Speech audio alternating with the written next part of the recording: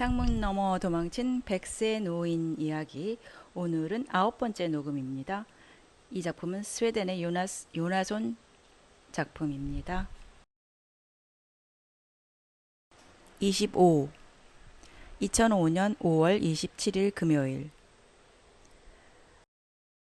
팔셰핑은 에스킬스투나에서 차로 10분이면 갈 수 있는 거리가 아니었다. 라넬리드 검사는 10시까지 종직인의 농가에 도착하기 위해 잠도 설친 몸으로 꼭두 새벽부터 일어나야 했다. 오후 3시에 있을 합동 기자회견에 늦지 않게 돌아오려면 그들과의 대화는 1시간을 넘지 말아야 했다. 고속도로를 달리는 코니 라넬리드는 금방이라도 울음이 터질 것 같은 기분이었다. 정의의 위대한 승리. 그가 쓰려고 했던 책의 제목이었다. 젠장. 만일 이 세상에 정의란 게 조금이라도 존재한다면 저 빌어먹을 농가 위로 벼락이 떨어져 그 안에 있는 자들이 몽땅 타 죽어야 하는데, 그러면 내가 원하는 대로 기자들에게 이야기할 수 있을 텐데 말이야. 아론선 반장은 팔셰핑의 호텔에서 오랜만에 푸짐한 아침 식사를 들었다. 9시경에야 일어난 그는 전날 저녁의 일이 약간 후회되었다. 어쩌면 범죄자일지도 모르는 무리와 술을 퍼 마셨을 뿐 아니라 알란이 검사에게 할 얘기도 준비해 놓자라고 하는 소리도 들었기 때문이다. 그렇다면 나도 공범이 되는 걸까? 그런데 무엇에 대한 공범일까? 전날 저녁 호텔에 돌아온 그는 기도원 협회가 친절하게도 침대 머리맡 탁자 서랍 속에 비치해 놓은 성서를 꺼내 들었다. 보세 융베르의 권유에 따라 요한복음 8장 7절 부분을 펼쳐든 그는 호텔 바로 내려가 카운터의 한쪽 구석에 자리를 잡았다. 그런 다음 진토닉을 한 잔, 또 한 잔, 그리고 또 한 잔 주문하면서 2시간 동안 독서 삼매경에 빠져들었다. 문제의 장은 바리사이인들은 예수를 궁지에 몰아넣기 위해 간음 현장에서 붙잡아 그 앞으로 끌고 온 한 여인에 대해 말하고 있었다. 만일 예수가 죄를 지은 여자를 돌로 쳐 죽이지 말아야 한다고 말한다면 이는 모세의 율법에 어긋난다. 또 반대로 예수가 모세의 편을 든다면 이는 당시 유일하게 사형 선고권을 지닌 로마인들에게 맞서는 일이다. 예수는 모세의 편에 설 것인가, 로마의 편에 설 것인가? 바리사이인들은 이렇게 예수를 꼼짝할 수 없는 궁지에 몰아 넣었다고 확신했다.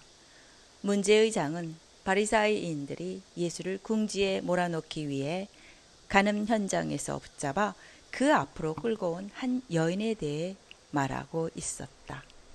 예수는 모세의 편에 설 것인가, 로마의 편에 설 것인가? 바리사이인들은 이렇게 예수를 꼼짝할 수 없는 궁지에 몰아넣었다고 확신했다. 하지만 예수는 역시 예수였다.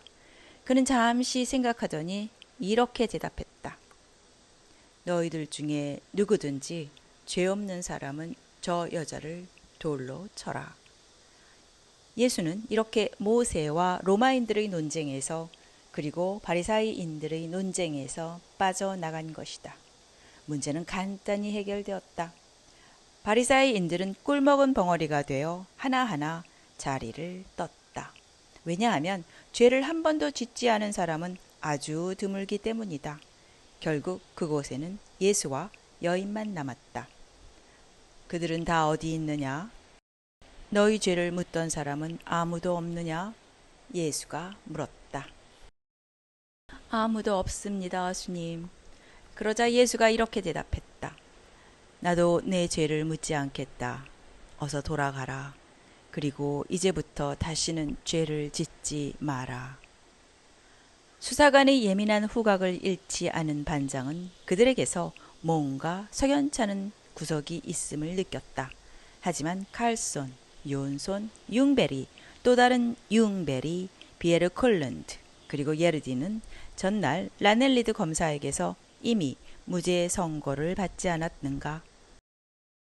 한데 자신이 뭔데 다시 나서서 이들이 범죄자라고 주장하려 든단 말인가. 더구나 알고 보니 모두가 괜찮은 사람들이었던 이들에게 예수의 말 맞다나 누가 먼저 돌을 던질 수 있겠는가.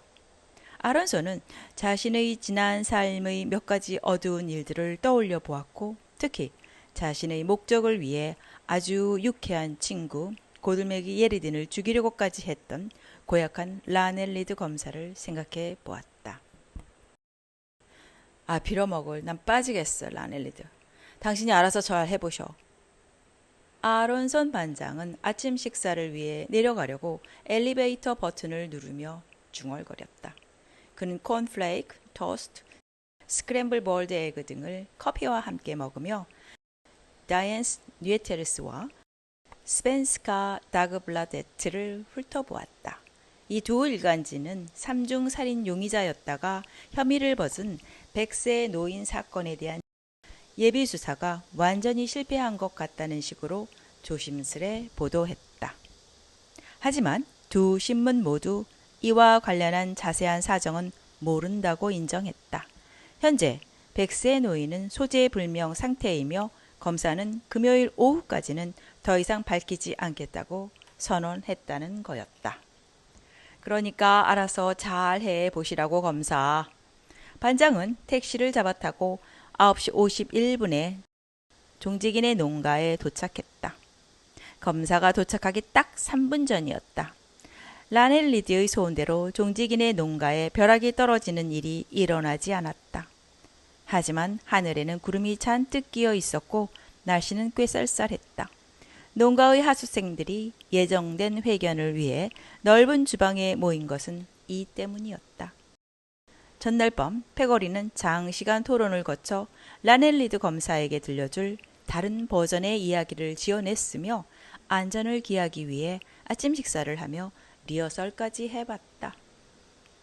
이렇게 해서 모두 아침에 있을 연극에서 자기 역을 어느 정도 파악했지만 거짓보다는 진실이 기억하기 쉬운 법이라 거짓말에 능숙하지 못한 사람에겐 언제고 실수할 위험이 도사리고 있었다. 따라서 모두가 항상 신중하게 생각하고 입을 열 필요가 있었다. 아, 시발 젠장 역 같아. 예쁜 언니는 아론선 반장과 라넬리드 검사가 들어오기 직전의 긴장된 분위기를 이렇게 요약했다. 코니 라넬리드 검사와의 해견은 어떤 이들에겐 무척 재미있었지만 어떤 이들에겐 별로 그렇지 못했다. 그것은 다음과 같이 진행되었다. 우선 저를 이렇게 맞아주신 여러분께 가슴 깊이 감사드리는 바입니다. 검사는 이렇게 운을 떼었다. 그리고 여러분 중 몇 분은 근거 없이 기소한 것에 대해 그러니까 본 검사의 사무실을 대표해 심심한 사과를 드리고 싶습니다. 먼저 이렇게 말씀드렸고요. 저는 칼손 씨께서 양로원의 방에서 나왔을 때부터 오늘까지 어떤 일들이 있었는지 너무나 궁금합니다. 자, 그럼 칼손 씨부터 시작해 주시겠어요? 알라는 자신이 스타트를 끊는 것에 조금 더 이의가 없었다. 오히려 아주 재미난 이야기를 들려줄 생각을 하니 벌써부터 신이 났다. 그는 입을 열어 이렇게 말했다. 좋소. 내가 먼저 시작하도록 하지. 내가 비록 노쇠하고 기억력도 예전 같지는 않지만 말이야. 어쨌든 내가 그 창문으로 나온 것은 기억나요. 그래, 그건 확실해. 또 그럴 수밖에 없었던 이유가 무척 많았다는 것도 기억나고. 아주 온당한 이유들이 있었지. 검사님도 이해할 수 있으시겠지만 사실 난 여기 있는 내 친구 율리울스를 방문하고 싶었어. 그런데 그 집이 수납수 한 병 손에 들지 않고 쳐들어갈 수는 없는 곳이라서 감시가 소란 틈을 타 슬그머니 빠져나가 주류 판매점에서 한 병 사왔지. 보통 때는 주류 판매점까지 갈 필요도 없이 중간에 그 사람 집 문을 두드리기만 하면 맞아. 그 사람 이름은 말하지 않겠소. 왜냐하면 검사님이 오늘 그 일 때문에 온 건 아니니까. 어쨌든 내가 그 사람을 종종 애용하곤 했는데 왜냐하면 그는 가까이 사는 데다가 어딘가에서 수입해 오는 술을 딴 것보다 반값에 팔았거든. 아무튼 이날 에클룬드는 집에 없었고 이런 젠장 이름을 말해버렸네. 아무튼 나는 주류 판매점에 가서 술을 사와야 했어. 보통 때 같으면 그렇게 술을 사가지고 내 방까지만 가져다 놓으면 목적 달성인 셈인데 그날은 그걸 다시 가지고 나가야 했고 게다가 이날은 원장님이 당직이었는데 아시오 검사님? 이 원장님은 등에 눈깔이 달려있는 사람이라오. 이름은 알리스라고 하는데 성깔이 장난이 아닌 분이지. 그래서 나는 율리우스네 집에 가기 위해서는 창문으로 나가는 편이 낫겠다고 생각한 거요. 사실 이날은 내 100회 생일이기도 했고 자기 100회 생일날에 한잔하고 싶은 마음은 당연한 거 아니겠소? 검사는 이야기가 꽤 길어질 수도 있겠다고 생각했다. 이 칼손 영감은 벌써 한참 동안 얘기했는데 그 가운데 라넬리드가 모르는 내용은 하나도 없었다. 더욱이 그는 1시간 안으로 에스킬스투나를 향해 다시 출발해야 하는 형편이었다. 참 유감입니다, 칼손 씨. 그렇게 특별한 날에 한 잔 마시려고 그렇게 고생을 하셨다니 말입니다. 하지만 좀 더 간략하게 얘기해 주실 수 없겠어요? 왜냐하면 이해하시겠지만 시간이 그리 많지 않아서요. 그 트렁크 얘기하고 말름 쇼핑 버스 터미널에서 당신이 그 볼트 빌랜드와 만난 얘기 좀 해 주실래요? 그래. 가만. 그게 어떻게 된 일이었더라? 맞아. 페르군나르가 율리우스에게 전화를 했고 율리우스가 또 내게 전화를 했지. 율리우스 말로는 페르군나르는 내가 그 성경책들을 맡아주길 원한다는 거였고 나는 거절하지 않았는데 그 이유인 즉슨 그 성경책들? 라넬리드 검사가 말을 끊었다. 검사님께서 허락하신다면 그 점에 대해서는 내가 설명을 해드릴게요. 베니가 나섰다. 네, 좋아요. 검사가 동의했다. 사실 알라는 비링해에 사는 율리우스의 친구이고 율리우스는 검사님께서 죽은 걸로 아셨던 페르군나르의 친구이며 페르군나르는 내 친구예요. 또 나는 한편으로 우리를 이 집에 따뜻하게 맞아준 보세 형의 동생이며 다른 한편으론 저쪽 벽 옆에 앉아있는 매력적인 여성분인 구닐라 씨와 약혼한 사이이기도 하죠. 구닐라 씨는 성서주의 전문가로서 이 점에서는 성경책을 특히 페르군나르에게 판매하는 보세형과도 공통점이 있다고 할 수 있고요. 검사는 수첩에 볼펜을 꺼내 들었지만 너무도 많은 내용이 너무도 빨리 얘기되는 바람에 아무것도 쓰지 못했다. 그의 입에서 튀어나온 질문은 단 하나였다. 성경주해? 네, 성경을 깊이 연구하는 것을 성경주해라고 해요. 예쁜 언니가 설명했다.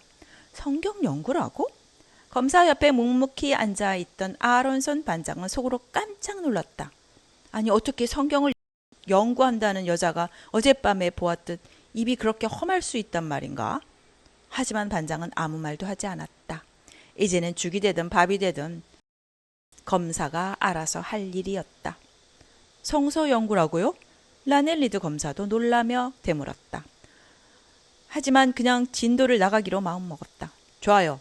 그건 어찌됐건 상관없고 다시 말름 쇼핑 버스 터미널에서의 트렁크와 볼트 벨런드의 이야기로 돌아와 봅시다.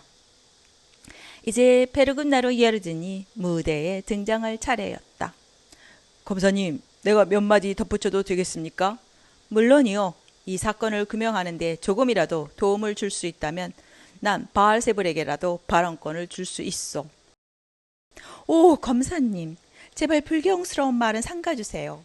예쁜 언니는 이렇게 예언하며 누나를 사르르 굴렸다. 여기서 반장은 지금 이들이 검사를 놀려먹고 있다는 것을 확신할 수 있었다. 나를 바알세불과 비교하시나요? 내가 예수님을 찾게 된 이후 악마는 심리 밖으로 달아났어요. 베르군나르 예르든이 항의했다. 검사님께서도 내가 이끄는 조직 이름이 네버 어게인이라는 사실을 알고 계실 거예요. 처음에 이 이름의 의미는 조직의 멤버들이 무슨 일이 있어도 다시는 감옥에 들어가지 않겠다는 거였어요. 그러나 얼마 전부터 의미가 바뀌었죠. 지금 네버어게인은 우린 더 이상 인간의 법을 위반하지 않을 것이며 주님께서 우리에게 명하신 법은 더더욱 위반하지 않을 거라는 의미입니다. 그래서 볼트는 터미널 더합실을 파손했고 매표 창구 직원에게 폭행했고 또 버스와 운전기사를 납치했던 거요? 검사가 반문했다. 검사님의 말씀 가운데 약간 빈정거리는 어조가 느껴지네요. 페르군나루 예르딘이 대꾸했다. 하지만 내가 빚을 봤다고 해서 내 동료들도 같이 빚을 보란 법은 없죠. 그들 중 하나는 선교사가 되어 남미로 떠났지만 나머지 2명은 안타깝게도 좋지 못한 방향으로 가버렸어요. 난 볼트에게 부탁했어요. 웁살라에 가서 성경책 200권이 담긴 트렁크를 찾아서 그걸 80핀까지 운반해 달라고요. 난 그 성경책들이 이 나라의 가장 흉악한 범죄자들에게 조금이나마 빚을 비춰주길 바랬던 거예요. 이때까지 조용했던 종직인의 농가의 주인장은 커다란 트렁크를 하나 가져오더니 식탁 위에 올려놓고 열었다. 그 안에는 성경책들이 차곡차곡 쌓여 있었다. 장정은 진짜 가죽이고 단면에는 금박을 입혔으며 인물 목록, 가을nap한 지도, 색인까지 갖춰진 책들이었다. 검사님은 앞으로도 이렇게 훌륭한 책은 구경하기 힘들 겁니다. 보세는 확신에 찬 음성으로 말했다. 자, 한 권 드릴 테니 받아주세요. 우리 모두에게 빛이 필요하지 않겠습니까? 법조계에서 일하시는 분도 예외가 아니죠.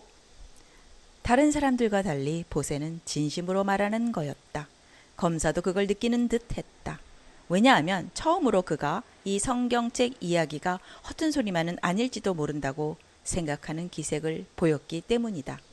그는 보세가 내민 선물을 받아들면서 아닌 게 아니라 지금은 오직 하느님만이 자신을 구해줄 수 있다고 생각했다.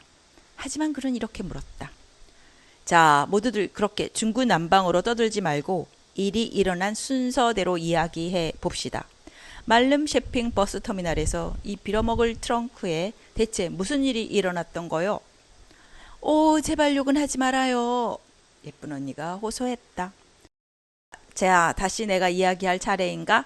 알라는 다시 말을 이었다. 좋아. 그래서 나는 생각했던 것보다 조금 일찍 터미널에 도착했어.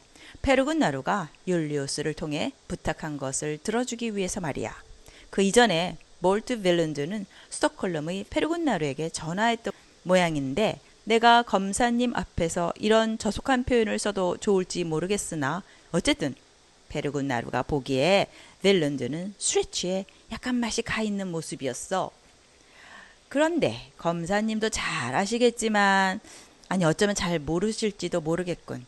내가 검사님의 음주 습관을 잘 모르기 때문에 말을 함부로 해서는 안 되겠지만 그래도 가만히 있자. 내가 어디까지 이야기했더라?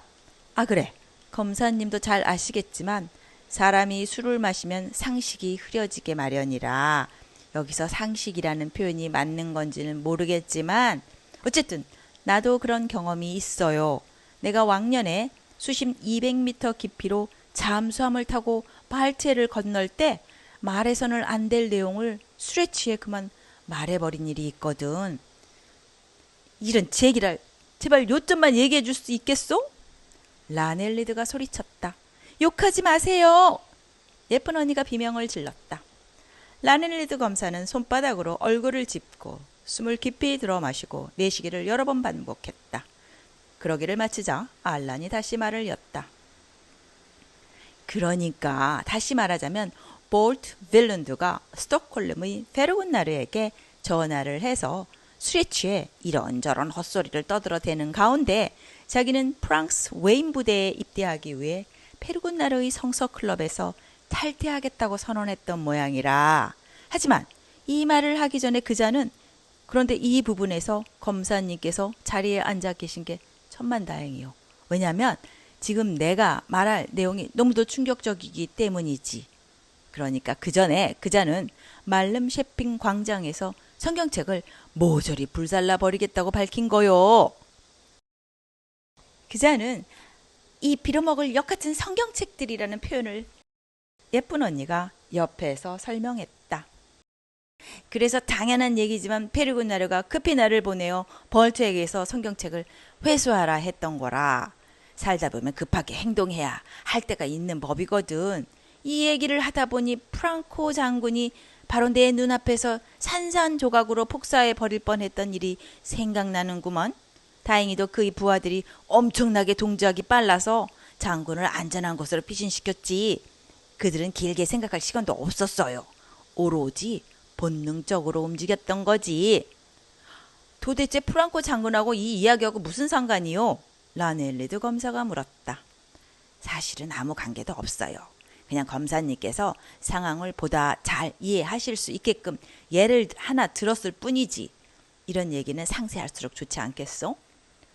그렇다면 그 트렁크와 관련하여 무슨 일이 일어났는지 좀 자세히 설명해 줄 수 있겠소? 그러니까 그 볼트 씨는 트렁크를 순순히 내주려 하지 않았고 난 힘없는 늙은이여서 그걸 억지로 빼앗을 수가 없었어. 사실 그건 꼭 힘 문제만은 아니었어요. 요즘 세상이 얼마나 흉흉한지. 칼손 씨 일어난 일들만 얘기해요. 그래 미안하오. 검사 양반. 그래서 볼트 씨가 돌연 터미널 화장실을 다녀오기로 마음먹었을 때 난 즉각 행동에 들어갔어. 트렁크를 들고 비링행 버스에 올라탔지. 여기 있는 내 친구 율리우스, 우리끼리는 율레라고 부르는 이 사람 집으로 가려고. 율레라고요? 검사가 이렇게 물은 것은 뭐라도 물어봐야 할 것 같아서였다. 혹은 율리우스라고도 하지. 검사는 잠시 조용히 있었다. 마침내 뭔가를 메모하기 시작한 것이다. 어떤 단어들은 줄을 그어 삭제하고 화살표 몇 개를 긋고 다시 입을 열었다. 하지만 칼손 씨가 50크로나짜리 지폐로 버스 티켓을 끊었을 때 그 액수로 어디까지 갈 수 있느냐고 물었어. 만일 처음부터 비링해에 갈 계획이었다면 왜 그런 말을 했어? 그건 내가 비링해까지 차비가 정확히 얼마인지 알고 있었기 때문이야. 그때 마침 내 지갑 속에 50크로나짜리 지폐가 들어 있었어. 농담 좀 하고 싶은 생각이 들었던 거지. 그게 법으로 금지된 일은 아니잖소? 검사는 농담하고 싶은 생각이 전혀 없었다. 자, 간략하게 이야기합시다. 그 다음엔 어떻게 됐죠? 자, 간략하게 이야기하자면 율리우스와 나는 둘이서 아주 즐거운 저녁을 보냈는데 갑자기 볼트가 문을 쾅쾅 두드리고 들어온 거요. 그런데 우리 식탁에는 수납수가 놓여 있었고, 왜냐하면 검사님도 기억하시겠지만 내가 술을 한 병 사왔잖우? 아니, 솔직히 이야기하자면 2병이었지만 그래요. 난 여기서 거짓말하지 않는 게 중요하기 때문에 아주 조그만 세부까지 말씀드리는 거예요. 어떤 세부가 중요하고 어떤 세부가 중요치 않은지 솔직히 우리 같은 일반인들은 어떻게 판단하겠수? 이야기나 계속 하세요. 미안하오. 볼트는 슈납스와 장어구이를 보고는 금방 진정이 되었어. 그뿐 아니야. 저녁 시간을 함께 보내던 순간 좋은 술자리에 끼워준 데 대한 감사의 표시로 성경책을 불사르는 걸 포기하기로 결정했지. 그러고 보면 술이 꼭 나쁜 것만은 아니야. 검사님도 그렇게 생각하지. 이야기나 계속 하라고요. 다음날 그 불쌍한 볼트는 끔찍한 숙취로 고생했어요. 내가 마지막으로 숙취로 고생한 것은 트루먼 부통령하고 데킬라 술 마시기 시합을 벌이던 1945년으로 거슬러 올라가지. 불행히도 바로 그날 루스벨트 대통령께서 갑자기 서거하셔서 우린 즐거운 시간을 중단해야 했는데 그게 오히려 다행이었다고 생각하는 것이 다음날 머리가 빠개질 듯이 아팠거든. 루스벨트보다 조금 더 나은 정도였으니 말 다 했지. 라넬리드는 무슨 말을 해야 할까 생각하며 눈꺼풀을 빠르게 깜빡거렸다. 결국은 호기심이 이겼다. 대신 말투는 훨씬 거칠어졌다. 지금 무슨 말을 하는 거요?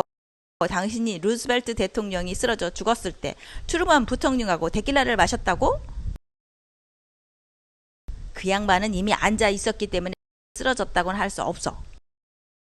하지만 우리는 너무 세부적인 사실들을 생략하기로 하지 않았었나? 검사는 아무 말도 하지 않았고 알라는 다시 이야기를 이어갔다. 자, 그러니까 내가 어디까지 얘기했느냐 하면, 응, 그래. 다음날 아침 우리가 오셰르스 스티케부르크로 가야 할 때 볼트 씨는 궤도차를 페달질할 수 없는 상태가 되어 있었지. 그때 그는 양말 바람이었던 것 같은데 거기에 대해서도 설명해 줄 수 있겠어? 그날 볼트가 수시로 어떤 상태였는지 검사님이 한번 보셔야 했는데 심지어 팬티바람으로도 외출할 수 있는 상태였어. 그렇다면 칼슨 씨는 신발을 신고 있었고 원래 신었던 슬리퍼가 율리우스 내 부엌에서 발견된 일은 어떻게 설명할 거요? 물론 나는 율레에게서 신발 한 켤레를 빌려 신었어. 나이를 100살이나 먹다 보면 주위가 좀 산만해져서 가끔 슬리퍼 바람으로 집을 나오는 일이 있거든. 검사님도 50년만 더 진득하게 기다려보면 다 이해하게 될 거요. 난 아마 그렇게 오래 살지는 못할 거요. 심지어 이 모임이 끝날 때까지 살아 있을지조차 의문이요. 그러면 궤도차가 다시 발견되었을 때 거기서 시체 냄새가 남아 있었다는 사실은 어떻게 설명할 수 있어? 아, 그건 검사님이 볼트에게 물어봐야 할 거야. 왜냐하면 궤도차에서 맨 나중에 내린 사람이 바로 그 친구였으니까. 하지만 그 친구가 지부티에 가서 죽어버려 대답해 줄 수 없게 됐으니 참으로 유감이요. 혹시 검사님은 그게 나 때문이라고 생각하는 건 아니요? 하기야 난 아직 죽지 않았지만 지독하게 늙어 빠진 건 사실이지. 맞아. 어쩌면 내 몸에서 벌써부터 시체 냄새가 나고 있을지도 몰라. 검사는 초조해지기 시작했다. 시간은 자꾸만 흘러가는데 그가 관심 있는 26일 중 단 하루분의 이야기만 들은 것이다. 게다가 칼손 영감의 입에서 나오는 소리의 90%는 횡설수설하는 잡소리에 불과했다. 이야기나 계속하라고 라넬리드 검사는 소리쳤다. 그래서 우리는 아직 잠이 덜 깬 볼트를 궤도차에 남겨놓고 다리도 풀 겸 슬슬 걸어서 페르군나르의 친구 베니가 경영하는 핫도그 노점으로 갔어. 아, 그래요? 그럼 당신도 감방 생활을 했어? 아니요. 하지만 난 범죄학을 공부했어요. 베니는 대답했고 이 말은 사실이었다. 그는 자신은 범죄학을 공부하면서 수감자들을 인터뷰할 기회를 갖게 되었으며 페르군나르는 그때 알게 되었다고 설명했는데 이 말은 사실이 아니었다. 라넬리드 검사는 다시 무언가를 메모한 다음 알란 칼손에게 계속하라고 요청했다. 좋고 말고 베니는 처음에는 나와 율리우스를 차로 스톡홀름에 데려다줄 계획이었어. 왜냐하면 성경책이 든 트렁크를 페르군나루에게 전해주어야 했으니까. 하지만 베니는 도중에 여기 있는 그의 약혼자 구닐라 양이 사는 스몰란드를 거쳐서 가길 원했지. 하느님의 축복이 임하시기를. 구닐라가 라넬리드 검사에게 목례하며 말했다. 검사도 기계적으로 답례한 뒤 다시 알란에게로 고개를 돌렸다. 알란은 설명을 계속했다. 베니는 우리 중에서 페르군나르를 가장 잘하는 친구인데 그는 자기 친구가 성경책 받는 일을 며칠 정도는 기다려줄 수 있을 거라고 단언했어. 그 책들에 최신 뉴스가 들어있는 것도 아니기 때문이라나 우리로선 반박할 수 없는 이야기였지. 하지만 동시에 페르군나르를 한없이 기다리게 할 수도 없을 거라나? 왜냐하면 예수가 정말로 이 땅에 다시 오시면 그의 재림에 관한 모든 장들이 일시에 불필요한 것이 되어버릴 것이기 때문에. 칼손! 제발 쓸데없는 여담으로 빠지지 마시오. 팩트만 얘기하라고. 팩트만. 검사님 말씀이 맞소. 정말로 팩트만 얘기해야 하오. 그러지 않으면 일이 고약해질 수 있으니까. 누구보다도 그걸 잘 알고 있는 사람이 바로 나지. 만일 내가 왕년에 만주에서 마오쩌둥을 만났을 때 팩트만 이야기하지 않았더라면 난 그 자리에서 총살당했을 거야. 그래, 그렇게 하는 게 좋을 것 같소. 라넬리드 검사는 지친 듯한 표정으로 계속하라는 손짓을 했다. 한마디로 베니는 우리가 스몰란드에 있는 동안에는 그리스도께서 재림하지 않으리라 생각했고 그 후 일어난 사실들은 그가 이 점에서 옳았다는 사실을 증명해 주었는 바. 칼손! 아, 네네네. 아, 예. 그러니까 우리는 그렇게 셋이서 스몰란드로 향했고, 나와 율리우스는 특별히 기분 나쁠 건 없었어. 문제는 페르군나르에게 알리지 않고 떠났다는 거고, 그건 우리가 잘못한 거였지. 맞습니다. 페르군나르가 끼어들었다. 물론 난 내 성경책을 며칠 정도는 기다릴 수 있었어요. 하지만 말입니다. 검사님, 난 볼트가 양심을 품고 알란과 율리우스와 베니에게 어떤 멍청한 짓이라도 하지 않을까 무척 걱정됐어요. 볼트는 네버 어게인이 성경을 보급하는 일에 앞장서야 한다는 내 생각을 한 번도 받아들인 적이 없었거든요. 그리고 신문에 나는 내용들은 날 계속 걱정하게 만들었고요. 검사는 고개를 끄덕이며 메모했다. 이제야 비로소 어떤 논리 비슷한 것이 나타나기 시작했다는 느낌이었다. 그는 베니 쪽으로 고개를 돌렸다. 그렇다면 당신 백세 노인 실종 사건 소식이 매체에 뜨기 시작했을 때 왜 경찰에 신고할 생각을 하지 않았소? 나도 그 생각을 해보지 않은 건 아니에요. 하지만 내가 거기에 대해 알란과 율리우스에게 이야기하자 두 사람 모두 반대했어요. 율리우스는 자신은 원칙적으로 경찰과 대화하지 않는다고 말했고, 알란은 자신은 양로원에서 도망쳐 나온 사람이다. 그리고 지금 기자들이 온갖 헛소리들을 해대기 때문에 알리스 원장에게는 절대로 돌아가고 싶지 않다고 대답했어요. 당신은 원칙적으로 경찰하고 이야기하지 않는다고? 라넬리드 검사가 율리우스 요원선에게 물었다. 맞아요. 최근 몇 년간 경찰과 나의 관계는 썩 좋지 않았던 게 사실이죠. 하지만 어제 저녁의 아론손 반장이거나 오늘의 검사님처럼 유쾌한 분을 만날 수 있다면 기꺼이 예외를 받아들일 수 있지요. 자, 검사님, 커피 한잔 하시겠소? 그렇잖아도 커피가 필요했다. 이 모임 가운데서 뭐라도 일관성 있는 이야기를 끌어내서 오후 3시에 기자들에게 제시하기 위해서는 최대한 힘을 낼 필요가 있었다. 검사는 아직 베니 융베리를 놔줄 생각이 없었다. 그렇다면 당신 친구 베르군나르 예르딘에게는 왜 전화하지 않았지? 그가 당신들에 대한 신문기사를 읽었으리라고 충분히 짐작할 수 있었을 텐데. 난 페르구나르가 예수님을 만났다는 사실을 경찰과 검사가 아직 모를 수도 있다고 생각했어요. 그렇다면 그의 전화가 감청될 게 뻔하잖아요. 검사님은 내 생각이 틀렸다고 말하지 못하실걸요? 검사는 뭐라고 웅얼웅얼 투덜거렸다. 그리고 뭔가를 메모하면서 속으로는 기자들에게 너무 많이 떠들어댄 것을 뼈저리게 후회했다. 하지만 엎질은 물이었다. 그는 이번에는 페르군나르 예르딘에게 고개를 돌리며 신문을 계속해 갔다. 그럼에도 불구하고 예르딘 씨는 알란 칼송과 그의 친구들이 어디에 있는지 알아낸 것 같더군. 그 정보는 어떻게 얻었지? 그것 역시 불행히도 우리로선 영원히 알 수 없게 된 비밀입니다. 헨리크 홀텐이 그 비밀을 가슴에 안고 무덤으로 가버렸으니까요. 더 정확히는 폐차장으로 갔다고 해야겠죠.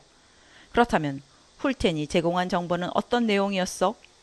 알란과 베니와 베니의 여친이 스몰란드의 로트네시에서 목격되었다고요. 아마 양동이의 한 친구가 전화로 알려줬을 거예요. 난 정보의 출처보다는 정보 자체에 관심이 많았죠. 난 베니의 여친이 스몰란드에 살고 빨강머리라는 사실을 알고 있었어요. 그래서 양동이에게 로트네에 가서 그 마을 슈퍼마켓 앞에 지키고 있으라고 지시했어요. 누구나 먹어야 사는 법이니까. 안 그래요? 그래서 양동이가 순순히 당신 지시를 따르던가? 예수 그리스도의 이름으로? 천만의 말씀입니다. 이 양동이는 장점이 한두 가지가 아니지만 신앙은 한 번도 가져본 적이 없는 친구예요. 우리 네버 어게인이 택한 새로운 방향에 대해서도 볼트보다 그 녀석이 훨씬 불만이 심했죠. 그 녀석은 걸핏하면 러시아나 발트 국가들 중 한 군데로 가서 마약 사업을 벌이고 싶다고 떠들곤 했어요. 검사님, 그렇게 끔찍한 이야기를 들어본 적 있나요? 어쩌면 실제로 자기 꿈을 이뤘는지도 모르죠. 그건 검사님이 녀석에게 직접 물어보셔야 할 거예요. 아, 그렇지, 맞아. 이제 너무 늦어버렸군. 검사는 의심스러운 눈초리로 페르군나르 예르딘을 한참 동안 쳐다봤다. 저 베니 융베리 씨가 추측하는 대로 우리에겐 감청 기록이 있어. 그런데 거기에서 당신은 여기 계신 비에르 클룬드 여사를 빌어먹을 할망구라고 부르는 등 온갖 험한 욕설을 퍼붓고 있더군. 만일 주님께서 그 대화를 들으셨다면 어떻게 생각하셨을까? 주님께서는 금방 용서해 주시는 분이시죠. 내가 드린 책을 펼쳐보면 확인할 수 있을 겁니다. 예수께서 가라사대 너희 이웃의 죄를 용서하라. 그리하면 너희가 용서함을 받을 것이니라. 보세가 끼어들었다. 요한복음 말씀이죠. 어젯밤 호텔 바의 한 구석에서 비슷한 구절을 읽은 것 같은 느낌의 아론선 반장이 물었다. 아니, 당신도 성경을 읽소? 검사가 놀라며 물었다. 반장은 아무 말 없이 그저 경건한 미소만 지었다. 베르군나로 예를 드니 말을 이었다. 이런 사정이 있었기 때문에 난 양동이와 통화할 때 그가 전부터 익숙해져 있는 말투를 사용했어요. 그래야만 내 지시에 따를 거니까. 그래서 그게 통하던가? 검사가 물었다. 그렇다고 할 수도 있고 아니라고도 할 수 있어요. 난 녀석이 알란과 율리우스와 베니와 베니의 여친을 직접 만나는 것은 원치 않았거든요. 녀석이 약간 거친 태도가 내 친구들의 눈에 어떻게 비칠지 몰랐기 때문이죠. 당신이 걱정하는 것도 당연했어요. 예쁜 언니가 끼어들었다. 아, 그래요? 왜 그렇죠? 라넬리도 검사가 물었다. 그는 내 농가에 불쑥 쳐들어와서는 별짓을 다 하는 거예요. 담배를 뻑뻑 피워대지 않나? 욕을 찍찍 내받지 않나? 술을 내놓으라고 하지 않나? 난 아주 간대한 편인데 그렇게 입만 열면 목소리 튀어나오는 사람은 참을 수가 없어요. 반장은 하마터면 먹고 있던 케이크가 목구멍으로 걸릴 뻔했다. 바로 어제 저녁까지만 해도 예쁜 언니는 베란다에 앉아 쉴 새 없이 욕만 내뱉지 않았던가? 아론소는 뒤죽박죽 그 자체인 이 사건 가운데서 진실을 찾아내고 싶지 않다는 마음이 점점 강해지는 걸 느꼈다. 그냥 이 상태 이대로가 좋았다. 왜냐하면 인생 만사는 그 자체일 뿐이고 그 자체로 온전하니까. 예쁜 언니는 말을 이었다. 그 사람은 올 때부터 취해 있었던 게 확실해요. 게다가 그런 상태로 운전까지 하고 있더라고요. 그는 폼을 잡으려고 권총을 휘둘러대면서 그게 어디라더라? 아마 리가였을 거예요. 그 리가에서 마약 사업을 하는데 이게 필요하다고 자랑하듯 말했어요. 나는 화가 나서 고함쳤어요. 네, 그래요, 검사님. 난 정말 화가 나서 고함쳤어요. 우리 집에서 무기는 안 돼요.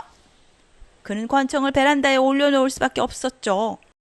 그리고 아마 잊고 간 것 같아요. 어쨌든 난 그렇게 거칠고 불쾌한 사람은 한 번도 본 적이 없어요. 어쩌면 그 사람은 이 성경책들 때문에 그렇게 성질을 부린 건지도 몰라. 알란이 추측하듯 말했다. 종교가 사람들이 신경을 긁는 일이 종종 있거든. 한 번은 내가 테헤란에서... 테헤란? 검사는 자신도 모르게 물었다. 그래서 아주 오래전 일이지. 그 무렵 이 나라는 사뭇 안정되어 있었어. 비행기가 이륙하려 할 때 처칠이 내게 말했듯이 말이야. 처칠? 검사가 반문했다. 그래요, 영국 수상. 아니, 내가 말한 그 무렵에는 전 수상이었지. 나중에 또 수상이 되었으니까 차기 수상이기도 하고. 빌어먹을 윈스턴 처칠이 누구인지 정도는 나도 안다고. 난 단지... 뭐야, 당신이 테헤란에서 처칠과 함께 있었다고? 검사님, 제발 욕은 하지 마세요. 예쁜 언니가 애원했다. 아니. 함께 있었던 건 그가 아니고 난 거기서 어떤 선교사와 한동안 같이 지냈지. 주변 사람들을 성질나게 만드는데 특별한 재능이 있는 사람이었어.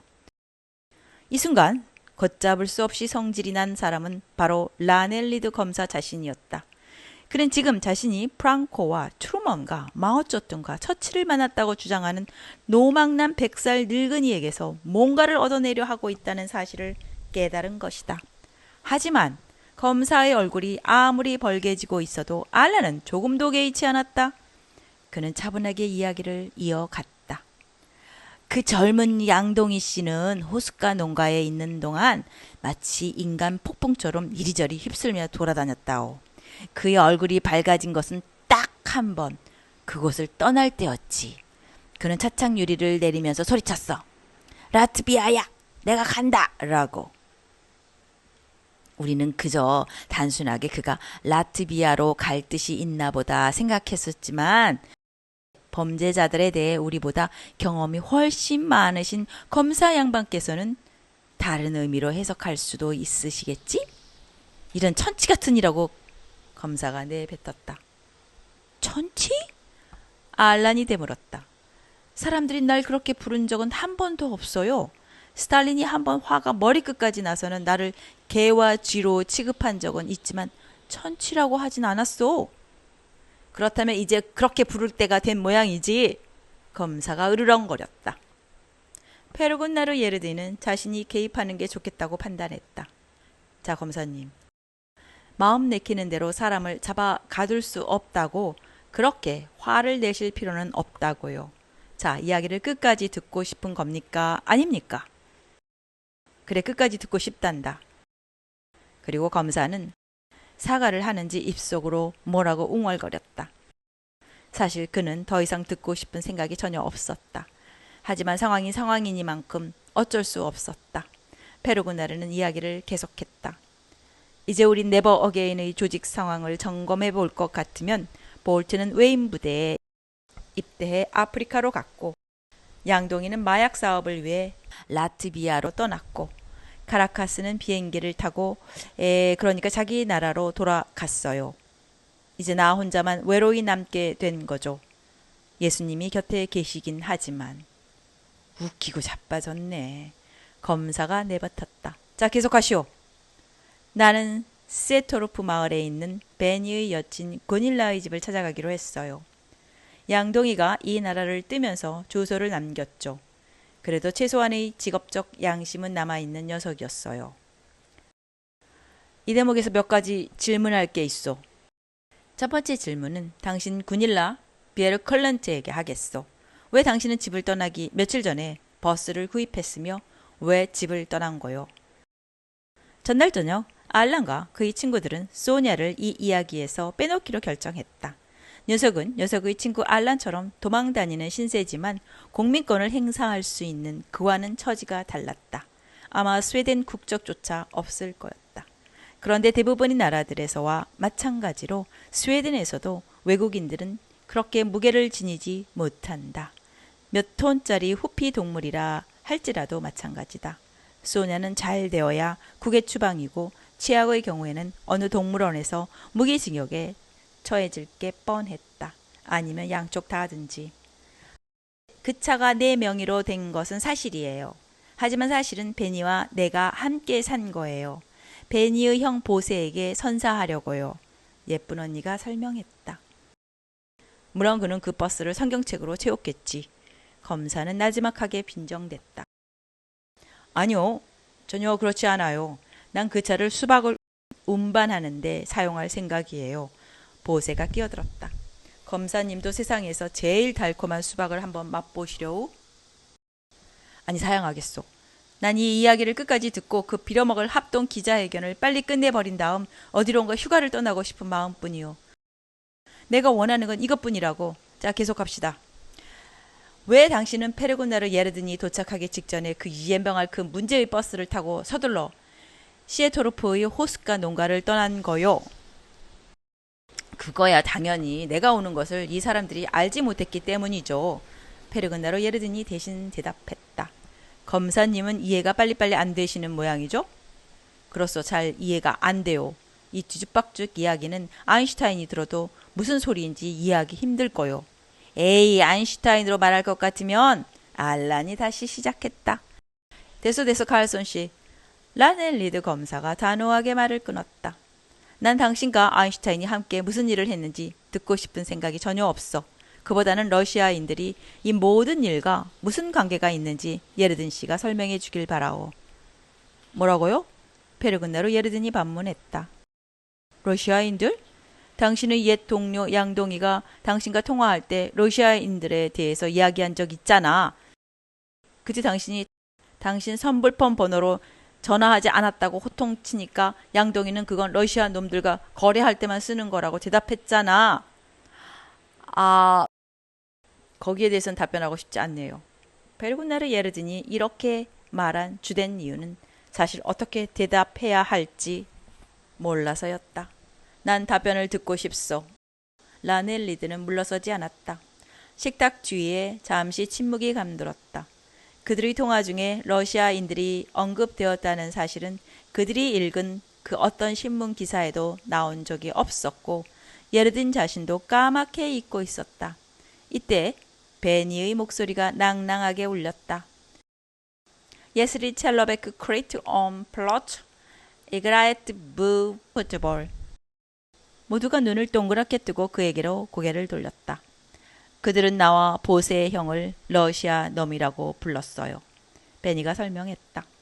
우리 아버님, 하늘에서 편히 쉬시기를. 과프라세수프님, 역시 하늘에서 편히 쉬기를. 이 두 분은 다 빨갱이 쪽이셨어요. 그래서 우린 어렸을 때 러시아어를 배웠고 친구들은 우리를 러시아 놈이라고 놀리곤 했죠. 방금 내가 한 말이 바로 이 내용이에요. 물론 러시아어로 말한 거죠. 이날 아침에 오간 많은 이야기들과 마찬가지로 베니가 말한 내용은 사실과 아무런 관계가 없었다.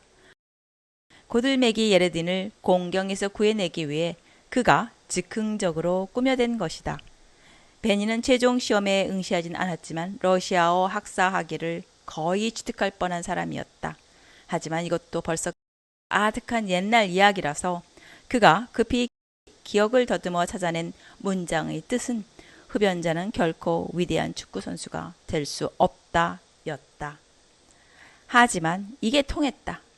종직인의 농가 주방의 식탁 둘레에서 러시아어를 이해할 수 있는 사람은 알란밖에 없었으므로 라넬리드 검사는 정말로 지겨워지기 시작했다. 처음에는 역사적 인물들이 모두 자기 친구인 양 떠들어대는 노인네의 헛소리를 들어야 했고 이제는 또 한 사람이 러시아어로 짓거리기 시작했다. 게다가 볼트가 지부티에서 양동이는 리가에서 죽게 된 사정은 밝혀질 기미조차 없다. 이제는 충분해. 그래도 한 가지는 묻고 넘어가야 했다. 예르든 씨, 당신은 처음부터 당신 친구들의 버스에 받쳐서 사망했다가 얼마 후 기적같이 부활해 지금은 그들과 함께 평화롭게 수박을 먹고 있어. 이게 어떻게 된 사연인지 설명해 줄 수 있겠어? 그리고 나도 그 문제의 수박을 한 조각 맛볼 수 있겠어? 조금만? 설명을 드리다 마둬요. 그런데 이 수박 맛을 낸 방법은 비밀입니다. 왜 이런 말도 있잖아요. 맛있는 음식을 먹고 싶다면 요리 중에 식품 안전청이 끼어들지 못하게 하라. 보세가 말했다. 라넬리드 검사도 아론손 반장도 한 번도 들어보지 못한 말이었다. 하지만 아론손은 가급적 조용히 앉아 있기로 작정한 터였고 라넬리드는 결론이 뭐가 됐던 이 이야기를 빨리 끝내고 이 자리를 뜨고 싶은 마음뿐이었다. 한편 수박으로 말할 것 같으면 과연 그가 세상에 태어나 이빨을 박아본 수박 중 가장 달콤했다. 검사가 우적우적 수박을 씹는 동안 페르곤나르 예르드는 그의 궁금증을 풀어주었다. 자기가 호숫가 농가에 도착했을 때 버스 한 대가 막 도로로 나오고 있었단다.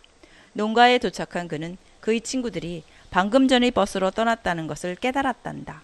그는 버스를 뒤따라가 추월했는데 불행히도 차가 통제 불능 상태가 되었고 그 결과 부서진 차의 사진들은 각종 매체를 통해 발표되었으니 검사님도 잘 보셨을 거란다.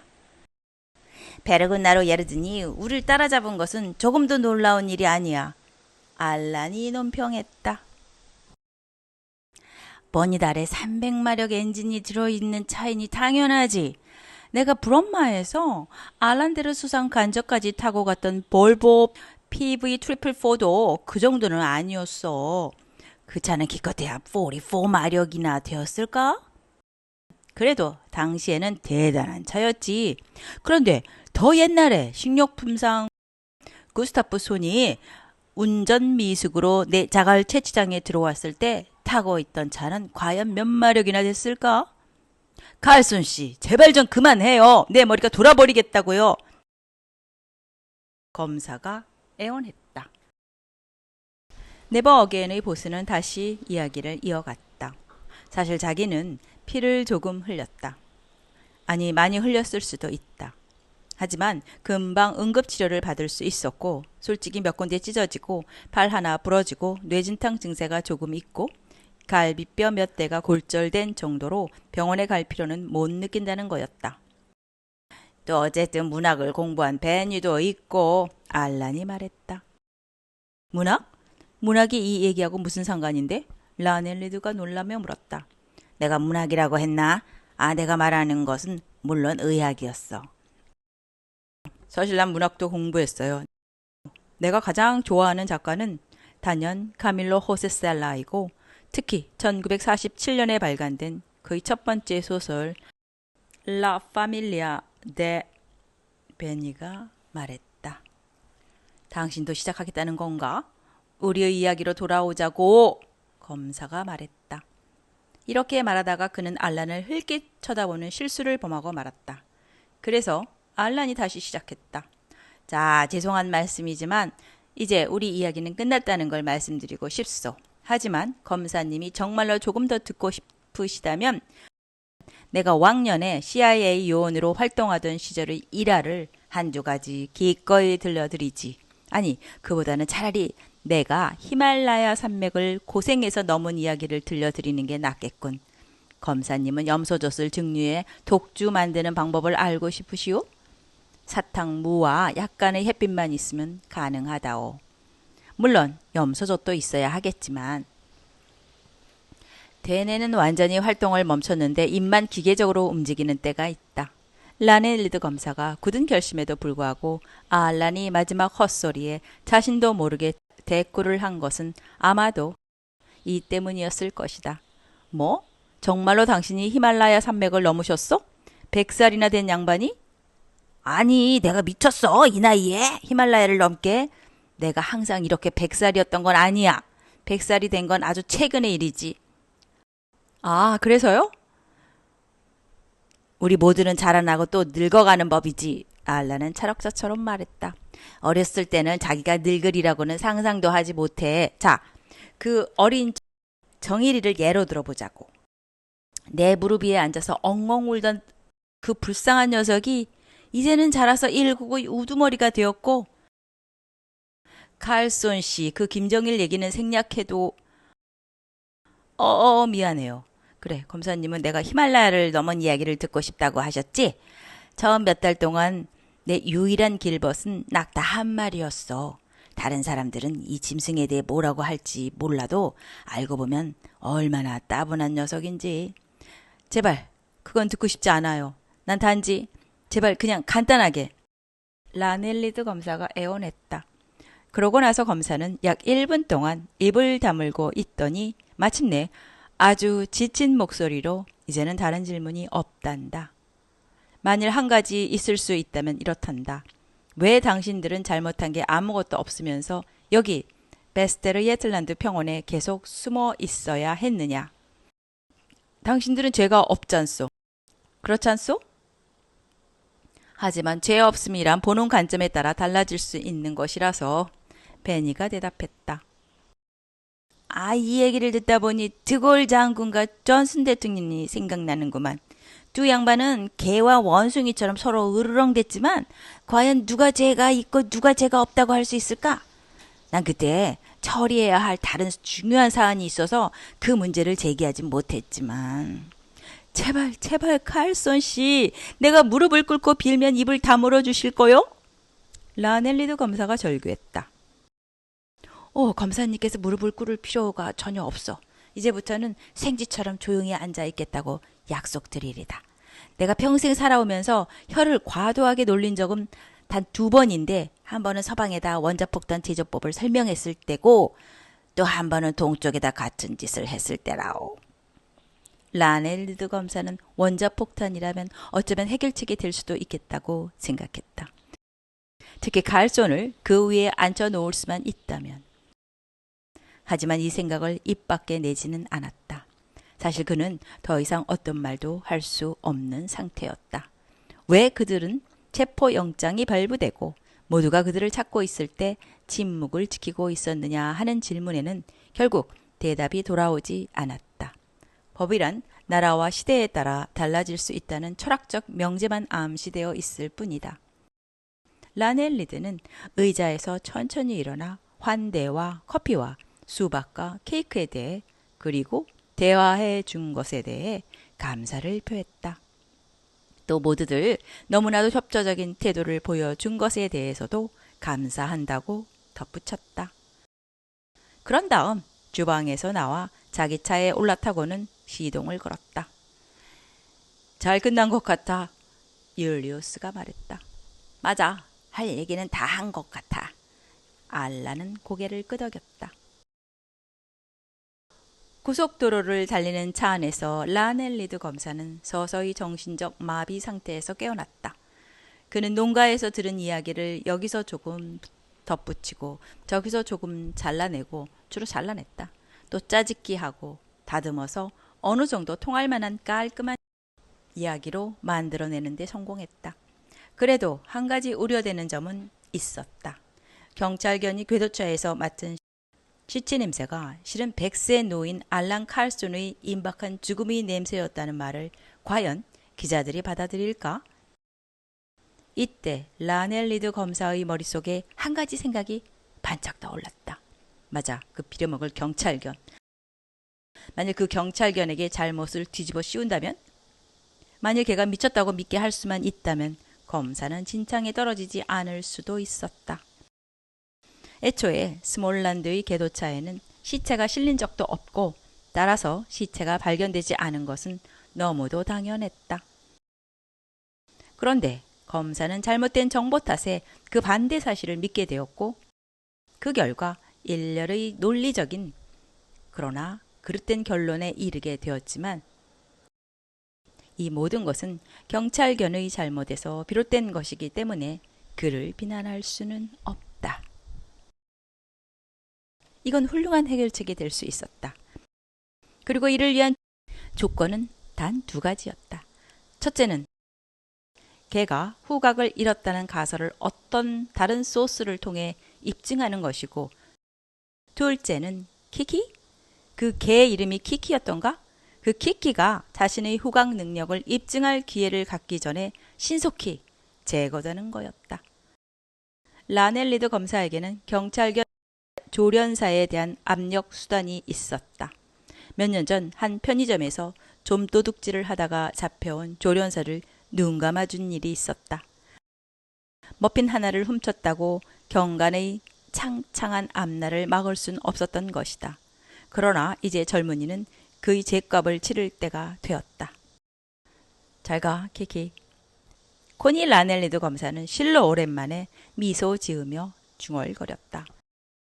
그때 휴대전화벨이 울렸다. 전화한 사람은 경찰서장으로 리가에서 온 부검 보고서 내용을 알려주려고 전화했다는 거였다. 폐차장 앞자키에서 발견된 시체는 헬레크 홀텐이 맞소. 브라보! 라넬리드 검사가 외쳤다. 전화해 주셔서 고마워요. 그리고 이 전화 좀 괴한으로 돌려줄래요? 난 로니 베크만과 통화해야겠어요. 알잖아요. 그 경찰견 조련사. 종직인의 농가의 친구들은 떠나가는 라넬리드 검사에게 손을 흔들어 준 뒤 알란의 제안에 따라 주방 식탁으로 돌아와 급히 의논할 문제가 있었다. 100세 노인은 회의를 시작하면서 우선 아론선 반장에게 물었다. 혹시 라넬리드 검사와 가졌던 대화에 대해 특별히 할 말이라도 있으시오? 아니면 우리가 모임을 갖는 동안 잠시 산책을 다녀오셔도 좋고. 아론소는 그들의 이야기가 충분히 명확하고도 설득력 있게 느껴졌다고 대답했다. 자신의 입장에서 볼 때 이 사건은 종결된 것 같으며 만일 여러분이 괜찮다고 생각한다면 자기도 이 식탁에 같이 앉아 있고 싶단다. 사실 자신도 죄에서 자유로운 사람은 못 되기 때문에 이 일에서 첫 번째로 돌을 던지고 싶지도 않으며 또 두 번째로 돌을 던지고 싶지도 않단다. 다만 한 가지 부탁하고 싶은데 내가 있는 앞에서 내가 굳이 알 필요 없는 것을 말하지는 말아 달라는 거요. 만일 여러분이 라넬리드에게 이야기한 내용과 다른 버전이 존재한다면 말이요. 알라는 그러겠다고 약속했고 새 친구 아론손이 그들 가운데 들어온 것을 환영한다고 덧붙였다. 새 친구 아론손이라. 반장은 속으로 중얼거렸다. 오랜 세월 동안 경찰로 일해오면서 그는 이 나라의 가장 흉악한 악당들과 상대하며 수많은 적을 만들어 왔지만 친구는 단 한 명도 만들지 못했다. 하지만 오늘에야말로 이런 삶은 바뀌어야 하지 않겠는가? 그는 만일 여러분의 우정 가운데 자신도 느낄 수 있다면 자신은 무척 기쁘고도 자랑스럽겠다고 말했다. 알란은 자신은 지금까지 살아오면서 심지어 성직자들과 대통령들과도 친분을 맺어왔지만 형사반장과는 이번이 처음이라고 말했다. 그리고 친구 아론손이 자기에겐 너무 많은 것을 말하지 말아 달라고 부탁했으므로 지금 그들이 소유하고 있는 엄청난 거금이 어디서 나왔는지는 절대로 밝히지 않겠다고 약속했다. 물론 그들의 우정을 위해서. 네? 엄청난 거금? 아론손이 놀라며 되물었다. 그래, 그 트렁크 있잖소. 진짜 가죽 정장으로 된 성경책들이 들어가기 전에 500크로나짜리 지폐들로 빵빵하게 채워져 있었어. 대략 5천만 크로나 정도? 와, 이런 씨발. 아론선 반장이 입을 딱 벌렸다. 아, 좋았어. 마음껏 욕하라고. 예쁜 언니가 격려했다. 5천만 크로나? 거기서 지금까지 쓴 여행 경비를 조금 제해야겠지. 알란이 설명했다. 그리고 이제는 우리가 이 돈을 어떻게 나눌지 상의해야 돼. 우선 고들메기의 말부터 들어보지. 페르군나루 예르딘, 일명 고들메기는 잠시 귀를 걸쩍거리면서 생각에 잠겼다. 마침내 입을 연 그는 자기 생각으로는 이 돈을 모두가 함께 썼으면 좋겠다고 말했다. 예컨대 어디론가 휴가를 떠나면 어떻겠냐는 거였다. 왜냐하면 자신이 지금 이 순간 세상에서 가장 하고 싶은 일은 여기서 멀리 떨어진 어느 곳에서 알록달록한 작은 파라솔로 장식된 잔을 하나 들고 커다란 파라솔 아래 누워있는 것이기 때문이란다. 더욱이 알란도 자신과 취향이 비슷하다는 걸 우연히 알게 되었단다. 알록달록한 파라솔은 빼고 알란이 대꾸했다. 율리우스도 자신도 알란과 같은 생각이라고 말했다. 즉 비를 맞겠다고 술잔에 우산을 씌우는 것은 우리네 인생에서 꼭 필요한 일은 아니며 특히나 태양이 밝게 빛나는 파란 하늘 아래 이미 파라솔 그늘에 누워있는 경우에는 더욱 그렇다는 거였다. 하지만 그렇게 하찮은 일로 싸울 필요는 없으며 다 함께 휴가를 떠나자는 생각은 자기도 대찬성이라고 덧붙였다. 아론선 반장은 자신도 모두가 함께 낄 수 있는지 확신하지 못하고 옆에서 그저 수줍은 미소만 머금고 있었다. 이를 눈치챈 베니가 그의 어깨에 팔을 두르며 경찰의 대표께서는 휴가 가서 마실 음료로 어떤 것을 원하시느냐고 재치 있게 물었다. 반장의 얼굴이 환해졌다. 그가 막 대답하려 하는데 예쁜 언니가 이 훈훈한 분위기에 찬물을 끼얹었다. 난 부스터와 소냐 없이는 한 발자국도 못 움직여. 그녀는 잠시 멈췄다가 덧붙였다. 그럴 생각은 전혀 없다고 빌어먹을 예쁜 언니 없이는 한 발자국도 뗄 생각이 없는 베니의 열기도 급속히 식어버렸다. 어차피 우리 중 반은 유효 여건이 없잖아. 알라는 차분한 목소리로 먼저 돈 분배 문제에서 관대함을 보여준 고들메기에게 고마움을 표했다. 그리고 함께 휴가를 떠나자는 것은 아주 좋은 생각이며 자신은 가급적 알리스 원장에게서 멀리 떨어진 곳으로 가고 싶다고 했다. 그리고 다른 사람들이 떠나는 것에 원칙적으로 동의한다면 자신이 책임지고 사람들과 동물들을 위한 적당한 교통수단과 비자 문제에 너무 까다롭지 않은 나라를 찾아내겠다고 약속했다. 어떻게 무게가 5톤이나 되는 코끼리를 비행기에 싣고 갈 생각이죠? 베니가 힘없이 물었다. 나도 모르겠어. 하지만 우리가 긍정적인 사고를 발휘한다면 이 문제는 저절로 해결될 거야. 그리고 우리 중 대부분은 유효 여건이 없는 문제는요? 그것도 긍정적으로 사고해 보라고. 내 생각에 소냐는 5톤이 넘지 않을 거야. 많아야 4.5톤 정도? 예쁜 언니가 말했다. 이것 봐라고 베니. 이게 바로 긍정적인 사고야. 우리 문제의 무게가 벌써 0.5톤이나 줄었잖아? 알란이 말했다. 어쩌면 좋은 생각이 날 것 같기도 해. 예쁜 언니가 말을 이었다. 나도 그래. 전화 좀 쓸 수 있을까? 26, 1968에서 1982년까지. 유리 보리소피치 포포프는 모스크바에서 동쪽으로 약 350km 떨어진 니즈니 노브고로드주 사로프시에서 살고 있었다. 사로프는 은밀한 도시였다. 심지어 비밀 첩보 요원 라이언 허턴보다도 은밀했다. 어느 순간부터는 사로프라는 이름으로 불리는 것마저 허용되지 않았으며 아르자마스 16이라는 전혀 낭만적이지 않은 이름으로 개명되어야 했다. 그 어떤 지도에서도 찾아볼 수 없었다. 기준을 현실에 두느냐 아니면 다른 어떤 것에 두느냐에 따라 존재하기도 하고 동시에 존재하지 않기도 하는 이상한 도시였다. 1953년 3월 1일 이후 몇 년간 블라디보스토크가 처했던 상황과 정반대라고 보면 된다. 도시 전체가 철조망으로 둘러싸이고 엄중히 감시되는 통제 초소를 거치지 않는 한 그 어떤 인간도 접근할 수 없었다. 만일 당신이 미국 여권을 가지고 있고 모스크바 주재 미국 대사관과 조금이라도 관계가 있는 사람이라면 그것 주변에 얼씬도 하지 않는 게 현명했다. CIA 요원 라이언 허턴은 몇 주 동안 알란 칼송과 함께 지내며 그에게 스파이 활동의 ABC를 가르쳐 주었다. 그런 다음 그에게 에런 카슨이라는 이름과 행정관이라는 애매한 직함을 붙여 모스크바 주재 미국 대사관에 파견했다. 불행히도 허턴은 알란이 접근해야 하는 인물에 접근할 수 없는 상태라는 사실을 전혀 모르고 있었다. 지금 포포프는 전에 불리던 대로 불리지도 못하고 전에 있던 곳에 있지도 못하게 된 도시에서 철조망에 겹겹이 둘러싸여 갇혀 있다는 사실을 말이다. 비밀 요원 허튼은 알란에게 사과한 다음 하지만 칼손 씨라면 해결책을 찾아낼 수 있으리라 믿는다고 말했다. 포포프는 이따금 모스크바에 나오기 때문에 알란이 그가 나오는 때를 알아내기만 하면 된다는 거였다. 자, 이제 그만 전화를 끊어야겠소. 지금 내 책상에 처리해야 할 서류가 산더미 같거든. 그럼 행운을 빌겠소. 바리에서 전화를 건 허턴이 말했다. 수화기를 내려놓은 아주 비밀스러운 요원 허턴은 땅이 꺼질 듯한 한숨을 내쉬고는 지난해 CIA의 지원을 받아 그리스에서 일어난 군사 쿠데타에 뒤따른 엉망진창 상황 속으로 돌아왔다.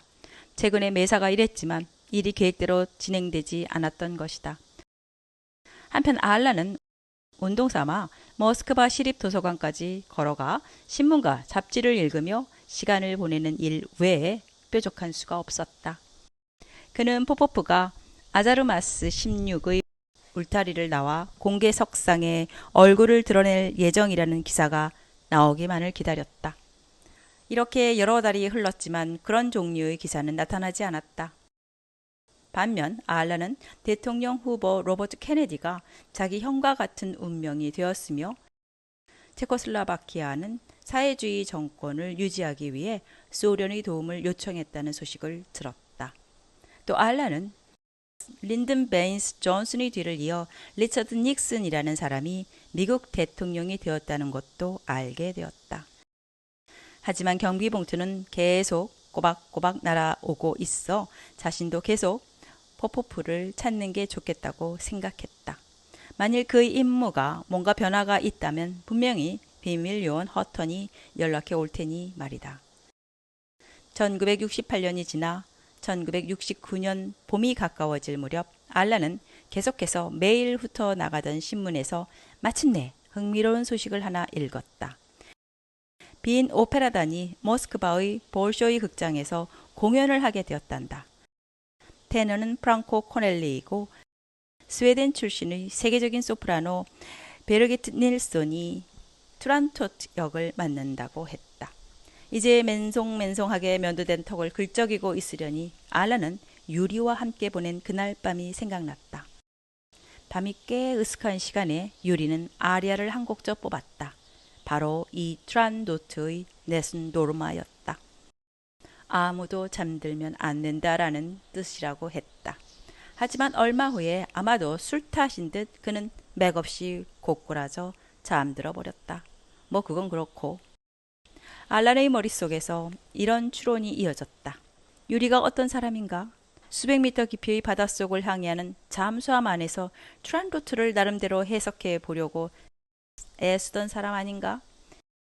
이런 사람이 빈 오페라단이 바로 그 작품을 모스크바의 볼쇼이 극장에서 공연한다는데 그 기회를 놓칠 리가 있겠는가? 특히 문제의 인물이 몇 시간이면 달려올 수 있는 거리에 있고 훈장을 수도 없이 받아 손가락 하나만 까딱하면 로열석 예약권을 얻을 수 있는 위치에 있다면 더욱 그러하리라. 그는 반드시 나타나리라. 아니면 할 수 없고, 아니라면 알란은 매일같이 도서관에 출근 도장을 찍는 생활을 계속해야 하리라. 최악의 시나리오였지만 또 그렇게 나쁜 것만은 아니었다. 일단 유리가 극장 밖의 중앙 계단에 나타난다는 가정에서 출발했다. 자기는 거기 서 있다가 유리가 보이면 다가가서 어이, 그동안 잘 지냈어? 라고 말을 건네기만 하면 되리라. 그래, 이 방법이면 통할 것이다. 아니면 안 통할 수도. 사실은 전혀 통하지 않았다. 1969년 3월 22일 저녁 알란은 전략적인 위치, 즉 볼쇼이 대극장 중앙 입구의 왼쪽에 자리를 잡았다. 그는 유리를 어렵지 않게 알아볼 수 있으리라 믿었다.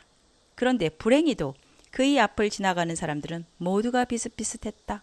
남자들은 약속이나 한 듯 검정 턱시도와 검정 외투 일색이었고 여자들은 모두가 긴 드레스에 검정이나 갈색의 모피 외투 차림이었다. 쌍쌍이 짝을 이룬 사람들은 추위를 피해 빨리 따뜻한 극장 안으로 들어가려고 모두가 종종 걸음을 쳤다. 어둠 속에서 웅장한 층계의 맨 위 계단에 우두커니 서 있던 알란의 머릿속에 갑자기 의혹의 그림자가 고개를 들었다. 20년 전에 단 이틀 동안 본 사람의 얼굴을 어떻게 알아볼 수 있단 말인가? 그 사람이 먼저 이쪽을 알아보는 어마어마한 행운이 일어난다면 또 모를까? 바로 그런 행운이 일어날 리 없었다. 어쩌면 유리 보리소비치가 이미 극장 안에 있을 수도 있었다. 만일 그렇다면 그가 바로 몇 미터 앞에서 지나쳤는데 알란이 알아채지 못했다는 얘기다. 어떻게 할 것인가? 그는 소리를 내어 중얼거렸다. 유리 보리소비치 군, 만일 자네가 방금 전 이 극장 안에 들어갔다면 반드시 이 문으로 다시 나오겠지. 그러면 자네는 여전히 다른 사람들과 비슷비슷해 보일 거야. 만일 내가 자네를 찾을 수 없다면 그렇다면 거꾸로 자네가 나를 찾아 주어야겠지. 아멘. 알렌은 미국 대사관에 있는 자신의 조그마한 사무실로 달려갔다. 그리고 얼마 후 준비물을 갖추어 칼라포 왕자가 트란도트 공주의 마음을 녹여놓기 훨씬 전에 다시 볼쇼이 극장 앞으로 돌아왔다. 알란이 비밀 요원 허턴에게 교육받을 때 귀에 못이 박히게 들은 소리가 은밀히 행동하라였다. 제대로 된 비밀 요원은 사람들의 눈에 띄는 짓은 절대로 하지 말아야 한다. 공작하는 환경 속에 완전히 녹아들어가서 거의 투명인간처럼 되어야 한다. 칼손 씨 이해하셨어? 허턴이 물었다. 물론이죠, 허턴 씨. 비르기트 닐손과 프랑코 코넬리는 앙코르 요청을 20번이나 받았다. 공연은 대성공이었다. 그 통에 한참 지나서야 관객들이 중앙 층계에 몰려 나오기 시작했다. 이번에는 이들 모두가 맨 아래 계단의 한가운데 버티고 선 사내를 보지 않을 수 없었으니 그의 번쩍 쳐든 두 손에 그가 직접 제작하고 문안을 작성한 플랜카드가 들려 있었기 때문이다. 나, 알란, 임마누엘이야. 알란 칼슨은 비밀 요원 허튼의 교훈을 충분히 이해하긴 했지만 그것은 큰 중요성을 부여하지는 않았다. 지금 파리는 봄 날씨일지 모르지만 이곳 모스크바는 지독하게 추웠고 칠흑 같은 밤이었다. 추워서 얼어 죽을 지경이었던 알란은 빨리 결과를 얻고 싶었다. 그는 프랭카드에 유리의 이름을 쓰는 방안도 고려해 봤지만 은밀함을 깨는 것은 자기 한 사람에만 국한시키기로 했다. 유리 보리소비치의 아내 라리사 알렉산드레브나 포포파는 남편의 팔에 다정히 몸을 기대며 행복한 저녁 시간을 보내게 해준 것에 대해 벌써 5번째로 감사를 표했다. 비르게트 멜서는 꼭 마리아 칼라스 같았어. 좌석도 너무 훌륭했고 앞에서 4번째 줄 딱 가운데 자리였어. 라리사가 이렇게 행복감을 느끼는 것은 실로 오랜만이었다. 게다가 이날 저녁 유리와 그녀는 호텔에서 잘 예정이었다. 앞으로 24시간 동안은 철조망에 에워싸인 그 끔찍한 도시에 들어가지 않아도 된다는 얘기였다. 또한 단둘이서 저녁 식사를 할 거였다. 그리고 호텔에 들어가 어쩌면 잠깐만 여보. 유리는 극장 출구 바로 앞 층계의 맨 위 계단에서 딱 멈춰서며 말했다. 무슨 일이야 여보? 라리사가 불안한 어조로 물었다. 아무것도 아니야. 내가 착각한 거겠지. 하지만 당신 저 아래 프랭카드 든 남자 보여? 가까이 가서 봐야겠어. 아니 이런 세상에. 아니 이거 정말. 하지만 그는 죽었는데? 여보 대체 누가 죽었다는 거야? 이리 와봐. 그는 아내의 손을 잡아 끌면서 한 걸음에 4계단씩 층계를 뛰듯이 내려갔다. 알란의 3미터 앞에 이른 유리는 딱 멈춰서서는 지금 자신의 눈이 본 것을 머리로 이해해 보려 했다. 알란은 깜짝 놀라 석상처럼 굳어서 자신을 응시하고 있는 사내의 모습 가운데서 옛 친구를 발견했다. 알란은 프랭카드를 내리고 말했다. 그래, 비르기트 닐슨은 괜찮았어? 요리는 아무 대답도 못했고 대신 그의 아내가 당신이 아까 죽었다고 한 사람이 바로 이분이냐고 속삭였다. 이 말을 들은 알란은 유리에게 말했다. 난 죽지는 않았지만 몸이 동태가 되어버렸어. 그러니 만일 뽀뽀 부처께서 내가 저체온증으로 죽는 꼴을 보고 싶지 않으시다면 나를 당장 어느 레스토랑으로 데려가 따끈한 보드카 한 잔 마실 수 있게 해주게나. 정말로 자네였군. 유리는 마침내 입을 열었다. 그리고 이제는 러시아어를 하는군. 그래, 우리가 헤어지고 나서 5년 동안 배울 기회가 있었지. 혹시 글라그 학교라고 알란가 모르겠어? 자, 보드카는 할 거야, 말 거야? 윤리의식이 강한 유리는 지난 21년 동안 끔찍한 해안에 사로잡혀 살아왔다. 죄 없는 핵 전문가를 본의 아니게 모스크바로 끌어들여 결국 브라디보스토크의 강제 수용소에 쳐넣었다는 죄책감이었다. 그는 알란이 거기에서 만일 그 전에 죽지 않았다면 알만한 사람들은 다 알고 있는 그 대화제 중에 다 죽었을 거라고 확신하고 있었다. 그는 이 스웨덴 사내와 그의 못 말리는 낙천적 기질이 너무나 마음에 들었기 때문에 더욱 괴로워했다. 그런데 이게 웬일인가? 모스크바의 볼쇼이 극장에서 영하 15도의 추운 날씨에 가슴을 따스하게 녹여준 공연을 감상하고 나오니 세상에 그는 자신의 눈을 믿을 수 없었다. 알란 임마누엘 칼손이 살아있다니. 그렇다. 그는 아직 살아있었다. 자신을 마주보며 꼿꼿이 서 있었다. 모스크바 시내 한가운데서 러시아어로 말을 건네면서. 유리 볼소비치와 라리사 알렉산드레브나 부부는 결혼 이후 지금까지 아주 행복하게 살아왔다.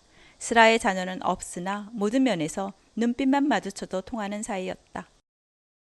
기쁨과 슬픔을 같이 해온 두 사람은 서로에게 감추는 것이 없었고 유리는 알란 칼손의 비극적인 운명에 대해 느끼는 죄책감을 아내에게 수없이 고백해왔다.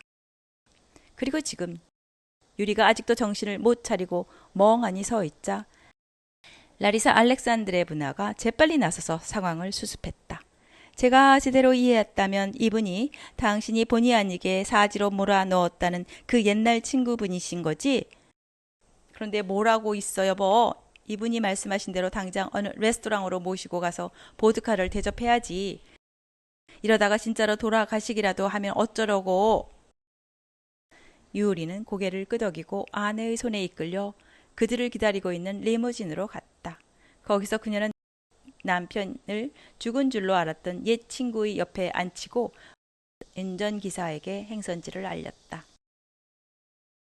푸시킨 레스토랑으로 가요.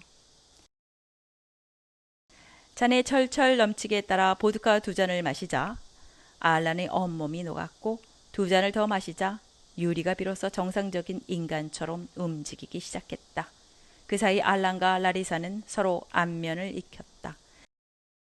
마침내 유리가 충격 상태에서 벗어나 기쁨을 표현하기 시작했을 때, 자, 이렇게 좋은 날 한 잔 거하게 하자고 알란은 곧바로 본론으로 들어가는 것이 낫겠다고 생각했다. 뭔가 말할 것이 있을 때는 빙빙 돌리지 말고 빨리 말할수록 좋은 법이다. 이봐, 자네 스파이 일 해보고 싶은 생각 없어? 내가 요즘 그걸 하고 있는데 말이야. 되게 재밌더라고. 5번째 잔을 들고 있던 요리는 술이 목구멍에 콱 막혔고 뒤이어 술을 냅킨에 뱉어내면서 죽을 듯이 콜록댔다. 스파이요? 남편의 기침이 잦아드는 동안 라리사가 물었다. 비밀 첩보원이요. 솔직히 난 둘이 차이가 뭔지 잘 모르겠지만. 아, 정말 재밌겠네요. 그 얘기 좀 해주세요. 알란 임마누엘. 안 돼. 아무것도 이야기하지 마.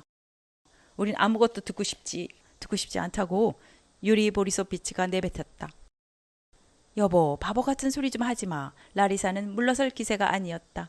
2사람이 서로 못 본 지 얼마나 오래됐냐고. 알란 씨에게 그동안 무슨 일이 있었는지 좀 들어봅시다. 자, 알란 씨 계속해 보세요. 유리가 2손으로 얼굴을 덮고 있는 가운데 알란은 이야기를 시작했고 라리사는 흥미있게 들었다.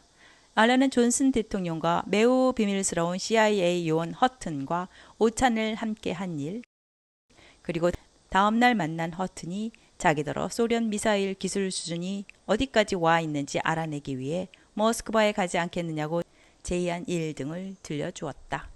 당시 그가 가진 유일한 대안은 파리에 남아 입만 열면 외교적 사고를 치는 대사와 그의 남편을 단속하며 시간을 보내는 일이었다. 하지만 아만다와 헤르베르트는 2사람이고 알란은 홍길동이 아니기 때문에 일은 장난 아니게 힘들었다. 이런 이유로 알란은 꽤 괜찮아 보이는 허튼의 제의를 이게 웬 떡이냐 하는 심정으로 받아들였다. 더구나 오랜만에 유리를 다시 볼 수 있다니 금상첨화였다. 유리는 여전히 2손으로 얼굴을 덮고 있었지만 이제는 손가락 2개를 살며시 벌려 알란을 보기 시작했다. 지금 자네가 헤르베르트 아인슈타인이라고 말했나? 유리는 그도 기억하고 있었고 베리아 원수가 납치해온 또 다른 희생자가 굴라그에서 살아남았다는 사실에 안도감을 느꼈다. 물론이지, 바로 그 친구야. 알란이 대답했다. 그런 다음 자신이 헤르베르트와 함께 보낸 20년의 세월을 간추려 이야기해 주었다. 처음에는 죽는 것 외에는 아무런 소원이 없었던 친구가 지난해 12월에 정말로 죽게 되었을 때는 생각이 완전히 바뀌어 있었다는 이야기도 해 주었다. 그는 파리에서 성공적으로 활동하고 있는 외교관 아내와 2 10대 자녀를 뒤에 남겼다. 최근 파리에서 들려온 소식에 따르면 유가족은 헤르베르트의 죽음을 의연하게 받아들였으며 아인슈타인 부인은 파리의 유력 인사들 사이에서 인기 스타가 되어 있다고 한다. 물론 그녀의 프랑스어는 끔찍할 정도이지만 이것이 도리어 일종의 매력으로 작용하는 모양이었다. 사람들은 그녀가 시도 때도 없이 내뱉는 멍청한 소리들을 단지 프랑스어가 부족해서 범하는 실수로 여겼던 것이다. 하지만 우리 주제에서 벗어나고 있는 것 같아. 자넨 아직 내 질문에 대답하지 않았어. 어때? 이제는 자네도 삶을 한번 바꿔보고 싶지 않나? 알란이 말했다. 이보게 알란 임마누엘, 제발 말도 안 되는 소리 하지 말게. 난 국가의 번영에 기여한 공적으로 소련 현대사의 그 어떤 민간인보다 인정받은 몸이야. 난 절대로 스파이가 될 수 없어. 유리는 6번째 보드카 잔을 입으로 가져다 대며 단언했다. 여보, 그렇게 단정 짓지 말자고. 라리사의 이 말은 6번째 잔의 내용물이 5번째 잔의 전철을 밟게 했다. 보드카는 그렇게 뿜어대는 것보다 그냥 마시는 편이 더 낫지 않을까? 알란이 부드럽게 말했다. 다시 유리가 2손으로 얼굴을 감싸고 있는데 라리사는 흉금을 쏟아내기 시작했다. 자기와 남편의 나이도 어느덧 65이 다 되어 가는데 그들이 소련에 고마워할 게 뭐 있는가? 물론 유리는 3번이나 훈장을 받았고 그 번쩍이는 훈장들 덕분에 오페라의 로열석에도 한번 앉아봤지만 그것들 말고는. 라리사는 남편의 대답을 기다리지 않고 계속해 나갔다. 지금 그들은 이름만 들어도 우울증에 걸릴 것 같은 아르자마스 16에 갇혀 있다. 그것도 철조망에 겹겹이 에워싸여 있다. 맞아. 물론 당신 말대로 우린 그곳을 자유롭게 드나들 수는 있어. 하지만 내가 할 말이 아직 많이 남았으니 제발 말 좀 끊지 말아줘. 유리, 당신은 누굴 위해 아침부터 밤까지 죽어라고 일하지? 처음에는 천하의 미추강이 스탈린이었어. 그 다음에는 잘한 일이라곤 베리아를 제거한 것밖에 없는 후르쇼프였고 지금은 지독한 냄새를 풍기는 브레즈네프. 라리사! 유리 보르소비치가 얼굴이 새하얗게 되어 소리쳤다. 유리, 그건 내 말이 아니야. 브레즈네프가 냄새가 지독하다는 건 당신에게서 들은 말이라고. 이어 그녀는 알란 임마누엘이 아주 적시에 나타났다고 말했다. 왜냐하면 자기는 실제로 존재한다고 할 수도 없는 이 도시의 철조망 뒤에서 생을 마쳐야 한다는 생각에 점점 절망적인 기분이 든다는 거였다. 우리가 죽어 땅에 묻히면 묘비나 제대로 가질 수 있을까? 보안상의 이유로 묘비 대신 암호 문자나 붙여 놓을 것은 아닐까? 여기 X 동무와 그의 아내 Y가 잠들다. 이런 식으로. 유리는 선뜻 대답하지 못했다. 사랑하는 아내의 말 가운데는 분명히 옳은 점이 있었기 때문이다. 라리사는 마무리 펀치를 날렸다. 그렇다면 여기 있는 당신의 친구분과 함께 잠시 스파이 노릇을 해보지 않을 이유도 없잖아. 그럼 나중에 미국의 도움으로 뉴욕에 정착할 수도 있고 저녁마다 마음껏 메트로폴리탄 오페라 극장에 다닐 수도 있어. 유리, 죽기 전에 한 번쯤은 자유로운 삶을 누려보자고. 유리가 수그러드는 기미를 보이는 가운데 알라는 어떻게 해서 이 모든 일이 시작되었는지 설명했다. 우선 자기는 설명하기 너무 복잡한 어떤 곡절로 파리에서 허튼이라는 사람을 만났는데 그는 존슨 대통령과 꽤 가까운 사이 같아 보이고 CIA 내에서 중요한 위치에 있는 사람이다. 허튼은 알란이 유리 보리소비치 포포프와 아는 사이이고 포포프가 자기에게 뭔가 빚진 게 있다는 사실을 알게 되자 어떤 계획을 하나 세웠다. 그러고 나서 그 계획의 정치적 의미들에 대해 길게 설명하기 시작했지만 알란은 잘 알아듣지 못했다. 왜냐하면 자기는 사람들이 정치에 대해 말하기 시작하면 더 이상 듣지 않는 습관이 있기 때문이다. 일종의 반사작용이다. 더 이상 흥분하지 않고 차분한 모습으로 돌아온 소련의 핵물리학자는 미소를 띠며 고개를 끄덕였다. 유리 역시 정치를 좋아하지 않았다. 오히려 정치라면 손사래를 치는 사람이었다. 물론 그는 사회주의 신념이 뼛속까지 스며 있었지만 막상 누군가가 그 신념의 이유를 설명해 보라고 요구하면 진땀 깨나 흘릴 사람이었다. 알란은 CIA 요원 허튼이 아주 복잡하게 설명한 것들을 나름대로 요약해 주었다. 대략 말해서 그것은 소련이 원자폭탄으로 미국을 공격할 것인가 아닌가 하는 문제였다는 것이다. 유리는 다시 고개를 끄덕였다. 맞아. 지금 정치적 상황은 그 일이 일어나든지 일어나지 않든지 둘 중 하나지. 그 정도는 나도 알 것 같아. 또 알란이 이해한 바에 따르면 CIA 사나이는 소련이 미국에 핵 공격을 할 경우 그 결과에 대해 심각하게 우려하고 있다는 거였다. 왜냐하면 소련의 핵 전력이 미국을 한 번 쓸어버릴 정도밖에 되지 않는다 할지라도 그 결과는 상당히 고약할 것이기 때문이었다. 유리 보리소비치는 또다시 고개를 끄덕였다. 그건 그래. 만일 미국이 핵폭탄으로 쓸려버린다면 미국 사람들은 무척 곤란해지겠지. 알란으로서는 허튼의 결론이 무엇인지 정확히 모르겠지만 어쨌든 그는 소련의 핵 전력이 어느 정도인지 알고 싶어 한다는 거였다. 그 정보만 입수하면 자기는 존슨 대통령에게 조언해 소련과의 핵무기 감축 협상을 시작하게 할 수 있단다. 물론 이제는 존슨이 더 이상 대통령이 아니므로 알란은 더 이상은 잘 모르겠단다.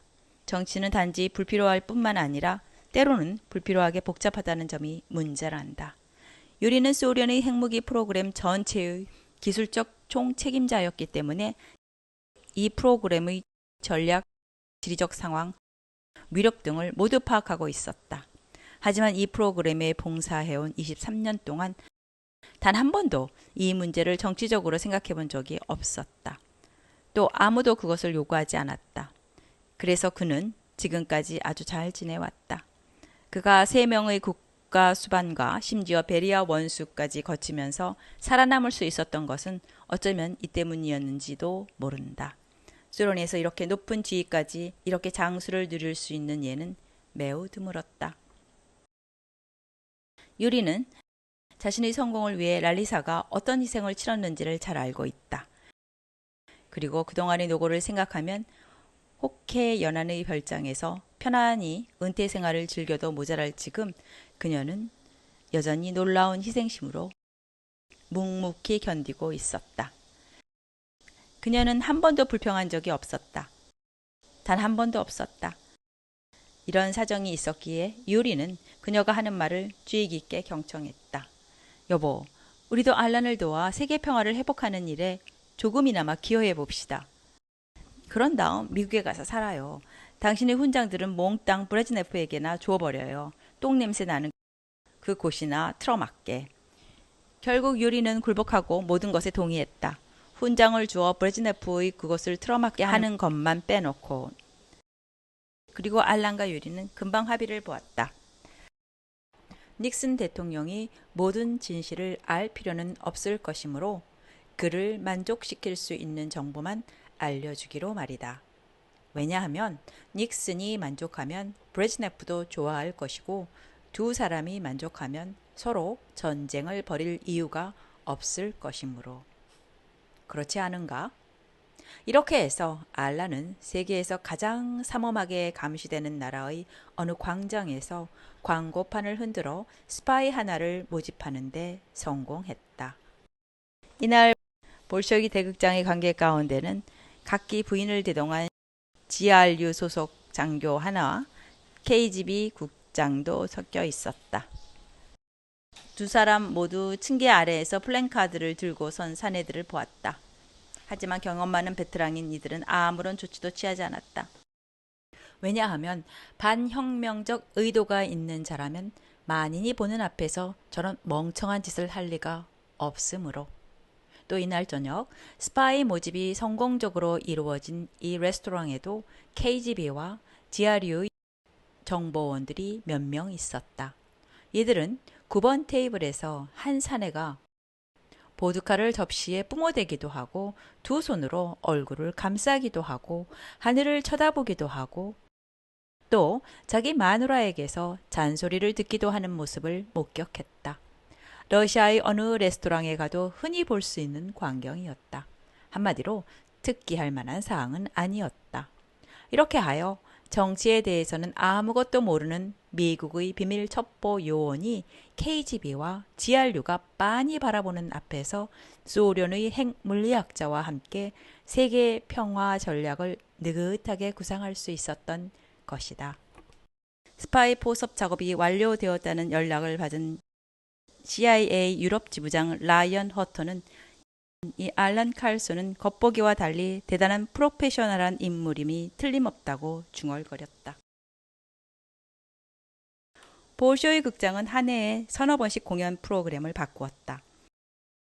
여기에 적어도 한 번은 외국 단체의 초청 공연이 추가되곤 했는데 빈 오페라단의 투란로트가 바로 그 경우였다. 이 덕분에 유리 보리소비치와 알란은 매년 여러 차례 유리 부부가 체류하는 호텔 스위트룸에서 극비리에 만날 수 있었다. 그때마다 그들은 머리를 맞대고 CIA에 보낼 소련 핵무기 관련 첩보 보고서를 꾸며나곤 했다. 정보가 미국인들이 보기에 신뢰할 만하고도 안심할 수 있게끔 현실과 허구를 적절히 섞어가면서 말이다. 알란의 보고서들은 결실을 가져왔다. 1970년 초반 닉슨 정부는 소련의 전략 무기 제한 협상이 의제에 포함된 미소 정상회담 개최를 추진하기 시작했다.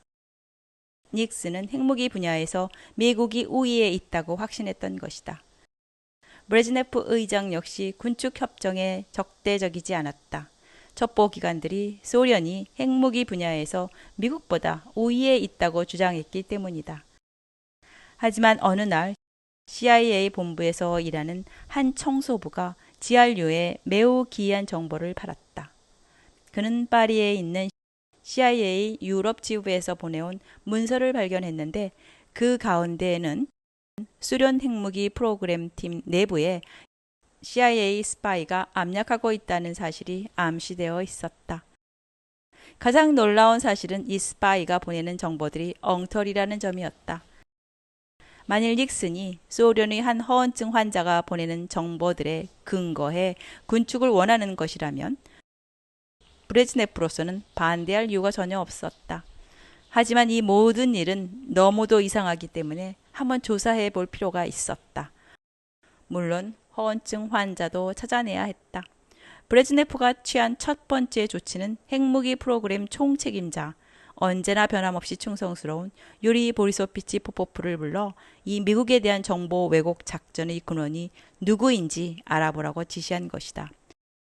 왜냐하면 CIA가 얻은 정보들은 소련의 핵 전력을 어처구니 없을 정도로 과소평가하고 있는 것은 사실이지만 그 표현만큼은 글쓴이가 이 분야에 정통한 자라는 냄새를 풍겼기 때문이다. 포포프는 자신이 알란과 함께 작성한 문서를 한번 읽어보고는 어깨를 으쓱했다. 물리학 전공 대학생이라도 도서관에 가서 책 몇 권만 참고하면 이 정도는 쓸 수 있습니다. 일개 물리학자가 주제넘게 의견을 드리자면 브레즈네프 동무께서 걱정하실 일은 전혀 아닌 것 같습니다. 브레즈네프는 자기가 유리 보리소비치를 부른 것은 바로 이런 의견을 듣기 위해서라고 대답했다. 그리고 핵무기 프로그램 책임자에게 감사를 표한 뒤 너무도 아름다우신 라리사 알렉산드레브나 여사에게도 안부를 전해달라고 당부했다.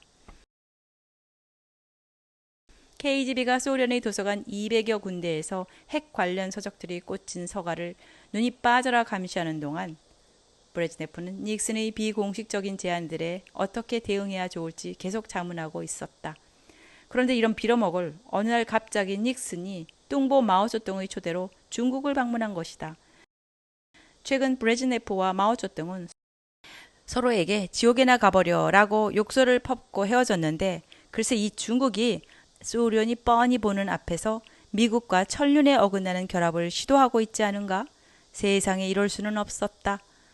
바로 그 다음날 미 합중국 대통령 리처드 밀하우스 닉슨은 소련의 공식 초청을 받았다.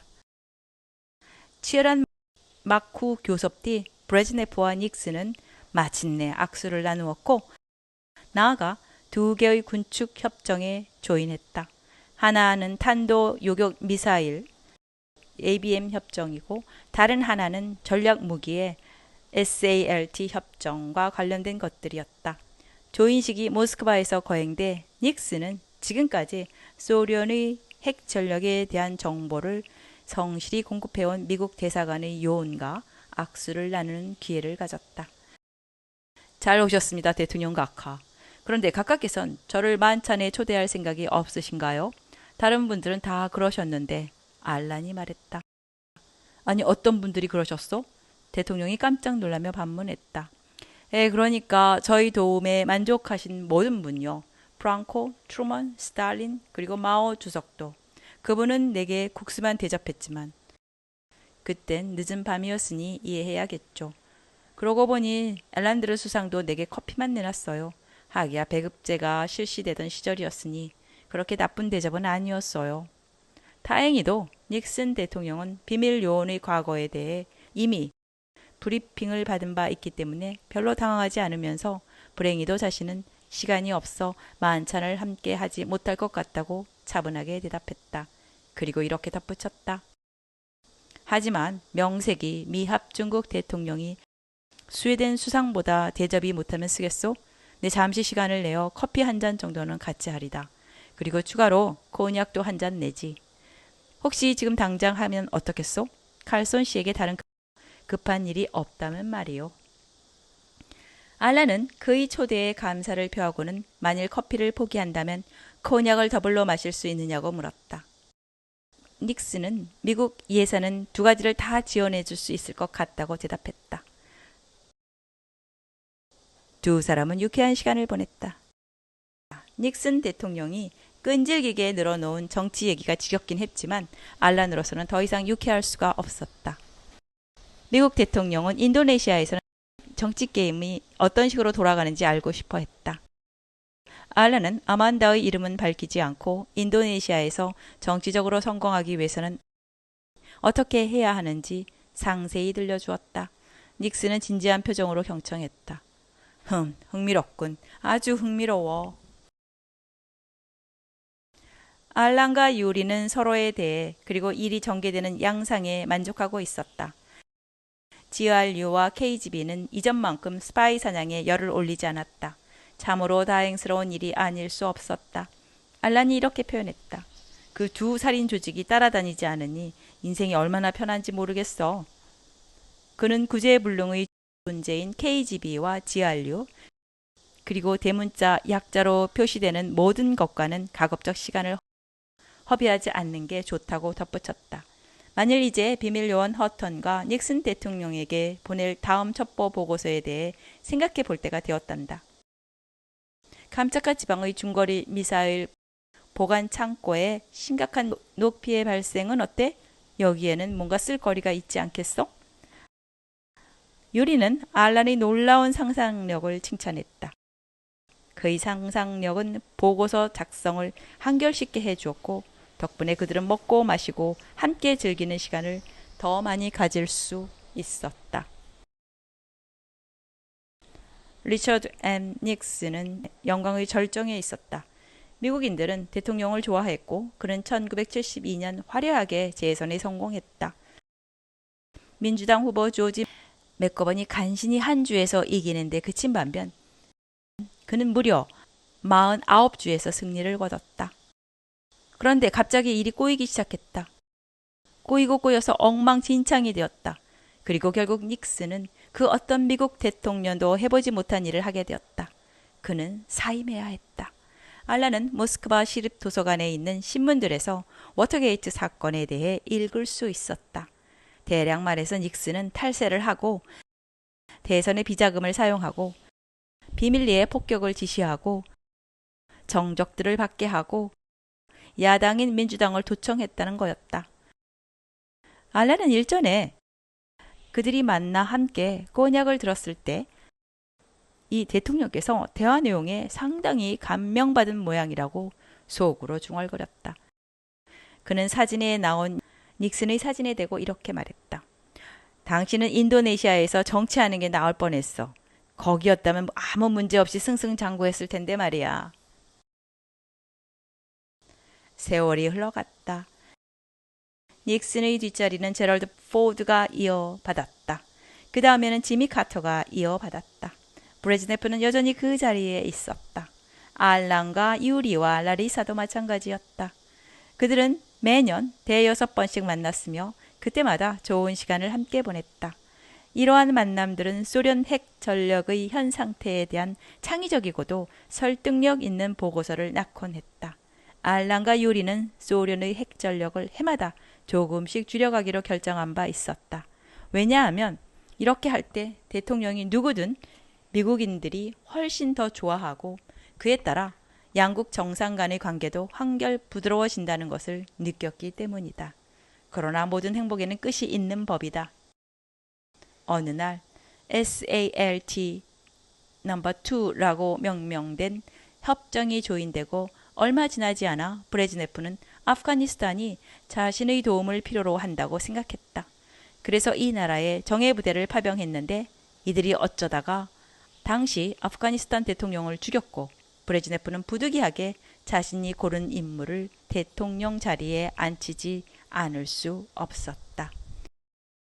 당연히 카터 대통령은 화가 머리끝까지 치밀었다. 두 번째 SALT 협정의 잉크가 채 마르지도 않았는데 이게 무슨 짓이란 말인가? 카터 대통령은 이 협정의 의회 비준 요청을 연기했고 CIA가 아프가니스탄 게릴라와 무자헤딘에 대한 지원을 강화하게 했다. 하지만 카터는 더 이상 해볼 시간이 없었다. 왜냐하면 공산주의자 일반과 늑다리 브레즈네프를 증오하는 일이라면 그보다도 몇 술 더 뜨는 로널드 레이건에게 자리를 내줘야 했기 때문이다. 이 레이건은 성격이 되게 급한 사람인 모양이야. 미국 대선이 끝나고 처음 만난 자리에서 알란이 유리에게 말했다. 맞아. 그런데 소련 핵 전력을 줄이는 일은 더 이상 힘들 것 같아. 계속 이렇게 나가면 남는 게 거의 없게 되거든. 그렇다면 이제부터는 거꾸로 해야 되는 게 어때? 그렇게 하면 이 레이건의 성격도 좀 부드러워질 거야. 이 미팅 뒤 여전히 파리에 있는 허턴의 중계로 도착한 첩보 보고서는 소련이 충격적인 미사일 방어 체계를 개발하고 있다는 사실을 미국에 알렸다. 알란의 상상력이 이번에는 우주 공간으로 날아간 것이다. 거기서 발사된 소련 미사일들이 미국이 발사한 모든 공격 미사일을 중간에서 정확하게 파괴해 버린다는 놀랍고도 신기한 이야기였다. 이렇게 하여 정치에 대해 아무것도 모르는 미국 첩보 요원 알란과 역시 정치에 대해 아무것도 모르는 소련 핵물리학자 유리는 소련 붕괴의 초석을 깔았다. 왜냐하면 성질이 보통 아닌 로널드 레이건은 알란의 보고서를 읽는 순간 뚜껑이 열려버렸고 당장 스타워즈 계획이라고도 불리는 전략 방위 구상 프로젝트를 착수했기 때문이다. 적 미사일을 위성에서 발사된 레이저 빔으로 요격한다는 프로젝트의 내용은 몇 달 전 알란과 유리가 모스크바의 한 호텔 방에서 적당량의 보드카를 마신 뒤 킥킥대면서 지어낸 소설의 복사판이나 다름없었다. 이제 미국의 국방 예산은 천문학적으로 치솟았다. 가뜩이나 형편이 어려운 소련도 황새 따라가는 뱁새인 양 미국을 흉내냈다. 그 결과 온 나라에 금이 가기 시작했다. 그것이 미국의 대대적인 공세 때문인지 아니면 어떤 다른 이유 때문인지는 정확히 알 수 없지만 어쨌든 1982년 11월 10일 브레즈네프는 심장 발작으로 사망했다. 바로 그 다음 날 알란과 유리와 랄리사는 새로운 첩보 보고서를 작성하기 위해 다시 만나야 했다. 자, 두 분, 이제 장난을 멈춰야 할 때가 된 것 같지 않아요? 랄리사가 물었다. 그래, 당신 말이 맞아. 우리 이제 그만하자고 유리가 대답했다. 알란도 고개를 끄덕였다. 모든 일에는 끝이 있는 법이야. 특히 장난은 적당히 해야 돼. 그리고 브레즈네프의 심장마비는 그의 냄새가 더 고약해지기 전에 사라져버려야 할 때가 됐음을 알려주는 하늘의 신호임이 분명해. 이어 그는 당장 다음날 아침 파리 허턴에게 전화를 하겠다고 덧붙였다. 첩보원 생활은 13년으로 충분했다. 비록 그동안 실제로 한 일은 거의 없었지만 말이다. 그리고 이 부분에 대해선 허턴이나 그 성질이 휘발유 같은 대통령에게는 비밀로 해두기로 세 사람은 합의했다. 이제는 CIA 약속대로 유리와 라리사를 뉴욕으로 옮겨 놓을 방법을 찾아봐야 했다. 그리고 알란은 그동안 스웨덴이 어떻게 변했는지 보고 싶었다. CIA 비밀 요원 허턴은 약속을 지켰다. 유리와 라리사는 비밀리에 체코슬로바키아와 오스트리아를 거쳐 미국으로 갔다. 당국은 맨하튼의 웨스턴 67번가에 아파트를 마련해 주었고 그들이 필요한 것 이상의 연금을 지급했다. 하지만 CIA는 그렇게 많은 돈을 쓰지 않아도 되었다. 왜냐하면 1984년 1월 유리는 잠을 자다가 편안히 세상을 떠났으며 그로부터 석 달 뒤에는 상심한 라리사가 남편 뒤를 따랐기 때문이다. 둘 다 향년 79살이었으며 1983년에 그들의 삶에서 가장 행복한 한 해를 보내고 난 뒤였다. 메트로폴리탄 오페라 극장이 창립 100주년을 기념해 제공한 잊을 수 없는 공연들을 원 없이 관람할 수 있었던 것이다. 알란은 모스크바에 있는 그의 아파트에서 짐을 싼 뒤 자기가 떠난다는 사실을 미국 대사관에 알렸다. 그때야 여자 격리 직원은 대사관 행정관 앨런 카슨이 그녀로서는 알 수 없는 어떤 이유로 13년 반의 근무 기간 동안 특별 해외 출장비 외에는 받은 게 없다는 사실을 발견했다. 행정관님은 여태까지 봉급을 받지 못했다는 사실을 모르고 계셨나요? 격리 직원이 물었다. 몰랐어요. 나는 그다지 많이 먹는 편도 아니고 이 나라 선 술값도 싸니까요. 사는데 전혀 부족함이 없었어요. 13년 동안요? 그래요. 정말 세월 한번 빠르군. 격리 직원은 알란을 이상한 눈으로 쳐다보고는 이 이름이 맞는지는 모르겠지만 만일 카슨 씨가 이 사실을 스톡홀름 주재 미국 대사관에 신고하면 지금까지 못 받은 봉급이 한꺼번에 수표로 지급될 수 있게 해 주겠다고 약속했다. 네, 오늘은 여기까지 읽겠습니다.